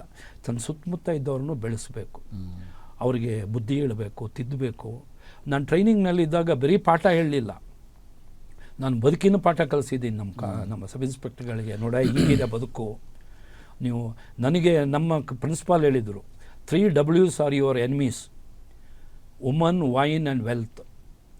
ಈ ನಿಮ್ಮನ್ನು ಪೊಲೀಸ್ ಅಧಿಕಾರನ ಹಾಳು ಮಾಡೋದು ಈ 3 Ws ಪ್ರೊಫೆಷನ್ನಲ್ಲಿ ಅಂತ. ಅದನ್ನು ನಾನು ಎಲ್ರಿಗೂ ಕಲಿಸಿದ್ದೆ. ನೋಡಪ್ಪ, ಅದಕ್ಕೆ ಬೇಗ ಮದುವೆ ಆಗಿಬಿಡಿ, ಒಂದು ಮೂಗುದಾರ ಇರುತ್ತೆ ಮನೆಯಲ್ಲಿ. ಇವೆಲ್ಲ ಬದುಕಿನ ಪಾಠ ಭಾಳ ಇಂಪಾರ್ಟೆಂಟ್. ಅಧಿಕಾರಿಗಳ ಮೇಲಿನ ಒತ್ತಡ ಕುಟುಂಬದವರೆಗೂ ಬಂದುಬಿಟ್ರೆ ಕೆಲವರು ಆತ್ಮಹತ್ಯೆ ಮಾಡ್ಕೊಳ್ತಾರೆ. ಅದಕ್ಕೆ ಸಂಜೆ ಒಬ್ಬರು ಇನ್ಸ್ಪೆಕ್ಟ್ರು ಅವರೇ ಶೂಟ್ ಮಾಡ್ಕೊಂಡಿರೋದು ಮನೆಯಲ್ಲಿ, ರಾಜನಗುಂಟೆಯಲ್ಲಿ ಒಬ್ಬ ಸಬ್ ಇನ್ಸ್ಪೆಕ್ಟ್ರು ಅವರೇ ಶೂಟ್ ಮಾಡ್ಕೊಂಡಿರೋದು. ಹೀಗೆ ಬೇಕಾದಷ್ಟು ಉದಾಹರಣೆಗಳಿದಾವಲ್ಲ ಸರ್. ನೋಡಿ ಅರವಿಂದ್, ಒಬ್ಬ ಪೊಲೀಸ್ ಅಧಿಕಾರಿಗೆ ಅಗಾಧವಾದ ಧೈರ್ಯ ಇರಬೇಕು. ಧೈರ್ಯ ಅಂದರೆ ಏನು ಕಷ್ಟ ಬಂದರೂ ಎದೆಗುಂದಬಾರ್ದು. ನೋಡಿ, ನನಗೆ ಫಸ್ಟ್ ಎನ್ಕೌಂಟ್ರ್ ಮಾಡಿದಾಗ 1989ರಲ್ಲಿ ಇನ್ನೂ ಅಷ್ಟೊಂದು ಬದುಕಿನ ಪಾಠ ನನಗೆ ಇದಾಗಿರಲಿಲ್ಲ. ಹಣ ಇರಲಿಲ್ಲ, ನಮ್ಮ ಮಿಸ್ಸಸ್ ಇನ್ನೂ ಕೆಲಸ ಮಾಡ್ತಿರಲಿಲ್ಲ, ಮತ್ತು ಒಂದು ಕ್ವಾರ್ಟರ್ಸಲ್ಲಿದ್ದೆ, ಮಕ್ಕಳೆಲ್ಲ ಚಿಕ್ಕವರು. ನನ್ನ ಮೇಲೆ ಜಯರಾಜ್ ಮರ್ಡರ್ ಕೇಸ್ ರಿಜಿಸ್ಟರ್ ಮಾಡಿಬಿಟ್ಟ. ನಾನು ಅಕ್ಯೂಸ್ 1 10 ಜನಕ್ಕೆ ಫಿಕ್ಸ್ ಮಾಡಿಬಿಟ್ಟ. ನಾನು ಅಕ್ಯೂಸ್ 1. ಆ ಕೇಸು CBI ಹೋಗ್ಬಿಡ್ತು. CBI ಹೋಗಿದ್ದು ನನಗೆ ಭಯ ಇರಲಿಲ್ಲ. ಬಟ್ CBI ಅಧಿಕಾರಿ DYSPಗೂ ನನಗೂ ಮುಷ್ಟಿ ಬಿದ್ದಾಗ್ಬಿಟ್ಟಿತ್ತು ಕೋರ್ಟ್ನಲ್ಲಿ, ಇನ್ನೊಂದು ರಶೀದ್ ಕೇಸ್ನಲ್ಲಿ. ಸೊ ಅವನೇನು ಹೇಳ್ದ, ಆ DYSP ಏನು ಹೇಳ್ದ, ಅವ್ರು ಇತ್ತೀಚೆಗೆ ತೀರ್ಕೊಂಡ್ರು, Tamil Nadu CBI officer. Ashok Kumar handcuff ಹಾಕಿ ಲೀಡಿಂಗ್ ಚೆನ್ನ ಹೇಳ್ಕೊಂಬರ್ತೀನಿ ರಸ್ತೆಯಲ್ಲಿ ಅಂತ ಎದುರಿಸಿದ್ರು. ಆದರೂ ಎದುರಲಿಲ್ಲ. ನೋಡಿ, ಬೇರೆಯವರಾದರೂ ಶೂಟ್ ಮಾಡ್ಕೊಂಡು ಸತ್ತೋಗ್ಬಿಡೋರು ಅರವಿಂದ್. ನೋಡಿ, ಪ್ರತಿಯೊಂದು ಕಷ್ಟ ಬಂದಾಗ ಅದಕ್ಕೊಂದು ಒಂದು ಯಾವುದೋ ಒಂದು ಇದಿರುತ್ತೆ, ಸೋರ್ಸ್ ಇರುತ್ತೆ, ರಿಸೋರ್ಸ್, ಅದನ್ನು ನಾವು ಕಂಡುಕೊಳ್ಬೇಕು. ಅದಕ್ಕೆ ನಾನು ಯಾವಾಗಲೂ ಹೇಳ್ತೀನಿ ನೋಡಿ, ಪ್ರತಿಯೊಬ್ಬ ವ್ಯಕ್ತಿಗೆ 3 ಜನ ಭಾಳ ಒಳ್ಳೆ ಪರ್ಸನ್ಸ್ ಗೊತ್ತಿರಬೇಕು. ಒಂದು ಒಳ್ಳೆ ಅಡ್ವೊಕೇಟು, ಒಳ್ಳೆ ಡಾಕ್ಟ್ರು ಮತ್ತು ಒಳ್ಳೆ ಪೊಲೀಸ್ ಅಧಿಕಾರಿ. ಈ 3 ಜನ ಫ್ರೆಂಡ್ಸ್ ಇರಬೇಕು. ಕಷ್ಟ ಬಂದಾಗ ನೋಡಿ ಅವ್ರ ಹತ್ರ ಹೇಳ್ಕೊಂಡ್ರೆ ಒಬ್ಬರಲ್ಲ ಒಬ್ಬರು ನಿಮಗೆ ಸಹಾಯ ಮಾಡ್ತಾರೆ. ಕೆಲವರಿಗೆ ಒಂದು ಇದು ಬಂದ್ಬಿಡುತ್ತೆ, ಕಾಯಿಲೆ ಬಂದ್ಬಿಡುತ್ತೆ, ಸಣ್ಣ ಕಾಯಿಲೆ, ಏನೋ ಭಯ ಬಂದ್ಬಿಡುತ್ತೆ, ಬಟ್ ಒಳ್ಳೆ ಡಾಕ್ಟ್ರ್ ಇದ್ದರೆ ಸಾಲ್ವ್ ಮಾಡ್ಕೋಬೋದು. ನನಗೆ ಬಂದಿರೋ murder case accused 1 CBI case, ನಮ್ಮ ಸಂತೋಷ್ ಹೆಗ್ಡೆ ಅವರು ಅವಾಗ ಹೈಕೋರ್ಟ್ ಲಾಯರ್ ಅವರು, ಅವ್ರದ್ದು ನಮ್ಮ ಇದರಲ್ಲಿ ಲ್ಯಾವಲ್ ರೋಡಲ್ಲಿ ಆಫೀಸ್ ಇತ್ತು, ಹೋಗಿ ಅವ್ರ ಹತ್ರ ಹೇಳ್ಕೊಂಡಕ್ಕೆ 1 ರೂಪಾಯಿನೂ ಫೀಸ್ ತೊಗೊಳ್ಳದೆ ನನ್ನ ಹೈಕೋರ್ಟಲ್ಲಿ ಉಳಿಸಿದ್ರು ಅವರು. ಹಾಗೆ ಪ್ರತಿಯೊಂದು ನೋಡಿ, ಕೆಲವರು ನೀವು ಹೇಳಿದ್ರೆ ಶೂಟ್ ಮಾಡ್ಕೊಳ್ಬಾರ್ದು. ಈಗ ನಮಗಿಂತ ಕಷ್ಟದ ಕೇಸ್ ಇದೆಯಾ, ಹಾಗೆ ನೋಡಿದ್ರೆ ನೋಡಿ ನಾವು ಎಷ್ಟೋ ಸರಿ ಶೂಟ್ ಮಾಡ್ಕೋಬೇಕಾಯ್ತು. ಧೈರ್ಯವಾಗಿ ಪ್ರತಿಯೊಂದು ಕ್ರೈಮ್, ಕೆಲವರು ಪಾಪ ನೋಡಿ, ಕೆಲವು ಪೊಲೀಸ್ ಅಧಿಕಾರಿ ಮಾಡದೇ ಇರೋ ತಪ್ಪಿಗೆ ಜೈಲಿಗೆ ಹೋಗ್ಬಿಟ್ಟಿದ್ದಾರೆ. ಅರವಿಂದ್, ನಾವು ಅವ್ರಿಗೆಲ್ಲ ಎಷ್ಟು ಧೈರ್ಯ ತುಂಬಿದ್ದೀವಿ ಅಂದರೆ ಸಪೋರ್ಟ್ ಮಾಡಿ ಅವ್ರು ಉಳಿದಿದ್ದಾರೆ. ಇವತ್ತು ಒಬ್ಬರು ಆಫೀಸರ್ ನನಗೆ ಇವತ್ತು ನೆನಪಿದೆ, ಸೆಂಟ್ರಲ್ ಜೈಲಲ್ಲಿ ನಾವು ಮಧ್ಯಾಹ್ನ ನಾನು ಶಿವರಾಮ್ ಊಟ ತೊಗೊಂಡೋಗಿ ಕೊಡ್ತಿದ್ವಿ. ನನ್ನ ಕೈ ಹೇಳಿದ್ರು ಅವರು, ಅಶೋಕ್, ನೀನು ಇಲ್ಲ ಅಂದರೆ ನಾನು ಸುಸೈಡ್ ಮಾಡ್ಕೊಂಡ್ಬಿಡ್ತಿದ್ದೆ ಮಾರಾಯ ಅಂತ. ಅದಕ್ಕೆ ಜೀವನದಲ್ಲಿ ಯಾವಾಗಲೂ ಕಷ್ಟದಲ್ಲಿರೋನ್ನ ಸಹಾಯ ಮಾಡಬೇಕು. ಭಾಳ ಇಲಾಖೆಯಲ್ಲಿ ಅಧಿಕಾರಿಗಳೆಲ್ಲ ಬರಬಹುದು. ಹೌದು, ನನಗೂ ಅಂತ ಒಳ್ಳೆ ಅಧಿಕಾರಿಗಳು ಇದ್ದರು, ಸಹಾಯ ಮಾಡೋರು ಇದ್ದಾರೆ, ಇವತ್ತಿಗೂ ಇದ್ದಾರೆ. ಹೌದು. ಈಗ ಒಂದು ಸ್ವಲ್ಪ ಇತ್ತೀಚಿನ ಪ್ರಕರಣ ನೋಡಿದಾಗ, ರೇಣುಕಾಸ್ವಾಮಿ ಕೊಲೆ ಪ್ರಕರಣ ಅಂತ ನೋಡಿದಾಗ, ದರ್ಶನ್ ಪ್ರಕರಣಕ್ಕೆ ವಿಚಾರಕ್ಕೆ ಬಂದರೆ ಏನು ಹೇಳ್ಬೋದು ನೀವು, ಒಬ್ಬರು ನಿವೃತ್ತ ಅಧಿಕಾರಿ ಆಗಿದ್ದನ್ನೆಲ್ಲ ನೋಡಿ? ಇನ್ಫ್ಯಾಕ್ಟ್ ದರ್ಶನ್ ನಾನು ಅವರ ಅಭಿಮಾನಿನೇ. ಅವ್ರದ್ದು ಒಂದು ನೋಡಿ, ಕಣ್ಣು ಬರದೇ ಇರೋದು ಒಂದು ಸಿನಿಮಾ ಮಾಡಿದ್ದಾರೆ. ನಾನು 2 ಸರಿ ನೋಡಿದ್ದೇನೆ ಆ ಸಿನಿಮಾನ. ಅದು ಮಲಯಾಳಮಲ್ಲಿ ಫಸ್ಟ್ ಬಂತು, ತುಂಬ ಚೆನ್ನಾಗಿ ಮಾಡಿದ್ದಾರೆ, ಒಳ್ಳೆ ಆ್ಯಕ್ಟರ್.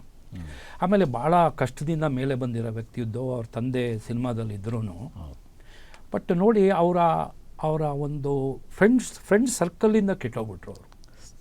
ಸ್ನೇಹ. ಆಮೇಲೆ ಅವರ ಕೆಲವು ತಗೊಂಡ ಇದು ಏನು ಹೇಳೋದು ನಿರ್ಧಾರಗಳು ಅವ್ರನ್ನ ಈ ಕಷ್ಟಕ್ಕೆ ತಳ್ತು. ನನ್ನ ಒಬ್ಬ ಪೊಲೀಸ್ ಅಧಿಕಾರಿಗೆ ಅವ್ರಿಗೆ ಹೇಳೋದೇನೆಂದರೆ, ಎದೆಗುಂದಬಾರ್ದು, ಅವರು ಎದೆಗುಂದಬಾರ್ದು, ಆಗೋಗಿದೆ, ತಪ್ಪಾಗೋಗಿದೆ. ಅದನ್ನು ಇವಾಗ ಯಾರು ತಪ್ಪು ಏನು ಅಂತ ನಾವು ಪೋಸ್ಟ್ ಮಾರ್ಟಮ್ ಮಾಡೋಕ್ಕೆ ಹೋಗಬಾರ್ದು. ಅವ್ರ ಭವಿಷ್ಯ ಭಾಳ ಇಂಪಾರ್ಟೆಂಟು. ನೋಡಿ, ಅವರು ಈಗ 2ನೇ ಸರಿ ಜೈಲಿಗೆ ಹೋಗಿದ್ದು ಅವ್ರಿಗೆ ತೊಗೊಂಡಿರೋ ನಿರ್ಧಾರ ಮತ್ತು ಅವ್ರ ನಡತೆಯಿಂದ ಹೋದರು. ಎಕ್ಸಾಕ್ಟ್ಲಿ. ಅವರು ಸ್ವಲ್ಪ ತಗ್ಗಿ ಬಗ್ಗಿ ಸ್ವಲ್ಪ ಸಮಾಧಾನದ, ಸಿನಿಮಾ ಮುಖ್ಯ ಅಲ್ಲ, ಬದುಕು ಮುಖ್ಯ ಈಗ ಅವ್ರಿಗೆ. ಎಕ್ಸಾಕ್ಟ್ಲಿ. ಪಾಪ ಅವ್ರ ಮಿಸ್ಸಸ್ ಅಷ್ಟು ಒದ್ದಾಡ್ತಾ ಇದ್ದಾರೆ, ಅವ್ರ ತಾಯಿ ಇದ್ದಾರೆ, ಅವ್ರ ತಾಯಿನೂ ಕಷ್ಟಪಡ್ತಿದ್ದಾರೆ. ಈಗ ಅವರು ಸ್ವಲ್ಪ ಒಳ್ಳೆ ಅಡ್ವೊಕೇಟ್ ಇಟ್ಕೊಂಡು ಗೆಲ್ಬೋದು, ಕೇಸನ್ನು ಗೆದ್ದು ಹೊರಗಡೆ ಬರ್ಬೋದು. ಸುಮಾರು ಆರಂಭದಲ್ಲಿ 4,000 ಪುಟ, ಮತ್ತು 1,500 ಪುಟ, ಒಂದು 5,000 ಪುಟಗಳ ಚಾರ್ಜ್ ಶೀಟ್, ದೋಷಾರೋಪಣಾ ಪಟ್ಟಿ. ಇದು ಒಂಥರ ಹಿಸ್ಟ್ರಿನ ಸರ್ ಇಲಾಖೆಯಲ್ಲಿ? ಅಂದರೆ ಇನ್ವೆಸ್ಟಿಗೇಷನ್ ಭಾಳ ಇದರಲ್ಲಿ ಮಾಡಿದ್ದಾರೆ. ಅದರಲ್ಲೂ ಕೆಲವು ಎಲೆಕ್ಟ್ರಾನಿಕ್ ಮೀಡಿಯಾದ್ದು ಇದೆಯಲ್ಲ ಸಾಕ್ಷಿಗಳು, ಅದು ಸ್ವಲ್ಪ ಅವ್ರಿಗೆ ಇದಿದೆ. ಬಟ್ ಆದ್ರೂ ಕೇಸ್ ಗೆಲ್ಬೋದು. ಅದಕ್ಕೆ ಬಹಳ ಸಿಸ್ಟಮ್ಯಾಟಿಕ್ಕಾಗಿ ಹೋಗಬೇಕಾಗುತ್ತೆ ಅವರು. ಬಟ್ ಇದೊಂದು ಪಾಠ ಎಲ್ಲ ನಟರಿಗೆ ಅಲ್ಲ, ಎಲ್ಲರಿಗೂ, ಎಲ್ಲ ವೃತ್ತಿ ಜೀವನದವ್ರಿಗೆ ನೋಡಿ ಒಂದು ಪಾಠ ಜೀವನದಲ್ಲಿ. ಪರಸ್ತ್ರೀ ವ್ಯಾಮೋಹಕ್ಕೆ ಹೋದವ್ರಿಗೆಲ್ಲ ಇದೊಂದು ಪಾಠ ನೋಡಿ. ಅವ್ರ ಜೀವನ ನರಕ ಆಗೋಗ್ಬಿಡುತ್ತೆ. ಕಟ್ಕೊಂಡಿರೋ ಹೆಂಡ್ತಿನೇ ಅವಳೇ ದೇವತೆ, ನನ್ನ ಪ್ರಕಾರ ಅವಳೇ ದೇವತೆ ಅಂತ ಇರಬೇಕು. ಈ ಕಟ್ಕೊಂಡ್ಮೇಲೆ ಚೆನ್ನಾಗಿ ಬದುಕು ಇಂಪಾರ್ಟೆಂಟು. ಯಾಕೆಂದರೆ ಅವರ ಕುಟುಂಬದ ಹಿಸ್ಟ್ರಿ ಅಷ್ಟು ಚೆನ್ನಾಗಿತ್ತಲ್ಲ. ಹೌದು, ಹಾಗೆ. ಬಟ್ ನೋಡಿ, ಒಬ್ಬ ಕಾಲಚಕ್ರ ಇದು. ಒಬ್ಬರು ಮೇಲಿರೋರು ಕೆಳಗಡೆ ಬಂದುಬಿಡ್ತಾರೆ, ಕೆಳಗಡೆ ಇರೋರು ಮೇಲೆ ಬಂದುಬಿಡ್ತಾರೆ. ಇನ್ನೊಬ್ಬರು ರಾಜಕೀಯ MP ನೋಡಿ, ಈ Born with A golden spoon ನೋಡಿ. ಅದಕ್ಕೆ ಇದನ್ನು ಒಬ್ಬರು ಪಾಠ ಕಲ್ತ್ಕೋಬೇಕು ಜೀವನದಲ್ಲಿ. ಎಸ್. ಈಗ ಮಾಜಿ ಪ್ರಧಾನಿಗಳ ಮೊಮ್ಮಗ ಪ್ರಜ್ವಲ್ ರೇವಣ್ಣ ಕೇಸ್ ನೋಡಿದಾಗ ಜೀವಾವಧಿ ಶಿಕ್ಷೆ. ಈಗ ಬೇಕರಿ ಉತ್ಪನ್ನಗಳ ಸೂಪರ್ವೈಸರಲ್ಲೇ ಜೈಲಲ್ಲರೂ ವಿತರಣೆ ಮಾಡಿಸುವಂಥ ಕೆಲಸ ಅವ್ರದ್ದು. ಇಂಜಿನಿಯರಿಂಗ್ ಸ್ಟೂಡೆಂಟ್, MP ಆಗಿರ್ತಕ್ಕಂಥವ್ರು ಅವಾಗ. ಈಗ ಅದ್ರ ಬಗ್ಗೆ ಹೇಳೋದಾದರೆ ನೋಡಿ, ಅದು ಅಲ್ಲೂ ಅಷ್ಟೇ ತಂದೆ ತಾಯಿದು ರೋಲ್ ಭಾಳ ಇಂಪಾರ್ಟೆಂಟ್ ಮಕ್ಕಳಿಗೆ ಅರವಿಂದ್, ನನ್ನ ಪ್ರಕಾರ. ಆಮೇಲೆ ಸಂಸ್ಕಾರ ಸಂಸ್ಕೃತಿ ಚಿಕ್ಕಂದಿನೇ ಕಲಿಸ್ಬೇಕು ಮಕ್ಕಳಿಗೆ. ನಮ್ಮ ಎಸ್ಪೆಷಲಿ ನಮ್ಮ ಭಾರತದ ಹಿಂದೆ ನಮ್ಮ ಒಂದು ವರ್ಗ ಇದೆಯಲ್ಲ, ಇವರಲ್ಲಿ ನೋಡಿ ಸಂಸ್ಕಾರ ಸಂಸ್ಕೃತಿಯಿಂದ ಬಂದವರು ಯಾರೂ ಕೆಟ್ಟಿಲ್ಲ. ಭಾಳ ರೇರು. ಇದು ಏನಾಗ್ಬಿಡುತ್ತೆ, ಮನುಷ್ಯನಿಗೆ ಸ್ವತಂತ್ರ ಇರಬೇಕು, ಮಕ್ಕಳಿಗೆ ಸ್ವಚ್ಛಂದ ಕೊಡಬಾರ್ದು. ಈ ಜನರಿಗೆ ಸ್ವತಂತ್ರನೂ ಸ್ವಚ್ಛಂದಕ್ಕೆ ವ್ಯತ್ಯಾಸನೇ ಗೊತ್ತಿರಲ್ಲ. ಸೊ ಅಲ್ಲಿ ಹೆಚ್ಚು ಕಮ್ಮಿ ಆಯಿತು. ಅವ್ರದ್ದು ಭಾಳ ದುರದೃಷ್ಟಕರ ನೋಡಿ. ಒಬ್ಬ ಅಂಥ ತಾತ ನೋಡಿದ್ರೆ ಪ್ರೈಮ್ ಮಿನಿಸ್ಟರ್ ಆಗಿದ್ದವರು. ಇದು ಭಾಳ ದೊಡ್ಡ ದುರಂತ ಪಾಪ. ಬಟ್ ಅವರು ಮಾಡಿರೋ ಕೆಲಸ ಒಂದು ಭಾಳ ನೀಚ ಕೃತ್ಯ. ಅದು ನಿಜ ಇದ್ದರೆ ಮಾತ್ರ ಒಬ್ಬ MP ಆದವನು ಆ ಕೆಲಸ ಮಾಡಬಾರ್ದಿತ್ತು, ಬೇರೆಯವರು ಮಾಡಬಾರ್ದು. ಬಟ್ ಆದರೆ ನೋಡಿ ಒಬ್ಬ ಒಳ್ಳೆಯ ಸ್ಥಾನ ಎಲ್ಲರಿಗೂ ಸಿಗಲ್ವಲ್ಲ ಅಂತ ಯೋಗ್ಯತೆ. ಜನರನ್ನ ರಕ್ಷಣೆ ಮಾಡೋದು, ಜನರಿಗೆ ಜನ ಎಲೆಕ್ಟ್ ಮಾಡಿರೋ ಈ ಲೀಡರ್ ಅಲ್ವೇ, ಎಷ್ಟು ಒಳ್ಳೆ ಕೆಲಸ ಮಾಡ್ಬೋದು, ಒಳ್ಳೆ ಕೆಲಸ ಮಾಡ್ಬೋದು. ಅಯ್ಯೋ ಅಲ್ವಾ, ಜನನಾಯಕ ಅಂತ ಹೇಳ್ತಾರೆ ನೋಡಿ. ಅವರ ಈಗ ನೋಡಿ ಮೈಸೂರು ಮಹಾರಾಜರದ್ದು ಫೋಟೋ ಭಾಳಷ್ಟು ಮಂಡ್ಯದಲ್ಲಿ ಎಲ್ಲ ಕಡೆನೂ ಫೋಟೋ ನಾನು ನೋಡ್ತೀನಿ, ಪೂಜೆ ಮಾಡ್ತಾರೆ. ಏಕೆಂದ್ರೆ ಅವ್ರು ಮಾಡಿರೋ ಕೆಲಸಗಳು ಅಲ್ವಾ. ಕನ್ನಂಬಾಡಿ ಕಟ್ಟೆ ಕಟ್ಟಿದ ಮೇಲೆ ಇಡೀ ಮಂಡ್ಯ ಮದ್ದೂರು ಸಮೃದ್ಧಿಯಾಗಿದ್ದೇ ಅವರ ಇದರಿಂದ. ಹಾಗೆ ಒಬ್ಬ MP ಏನೆಲ್ಲ ಮಾಡ್ಬೋದಿತ್ತು, ಎಷ್ಟು ಒಳ್ಳೆ ಕೆಲಸ ಮಾಡ್ಬೋದಿತ್ತು. ಎಲ್ಲ ದುಡ್ಡನ್ನು ಬಡವರಿಗೆ ಇದು ಮಾಡ್ಬೋದಿತ್ತು.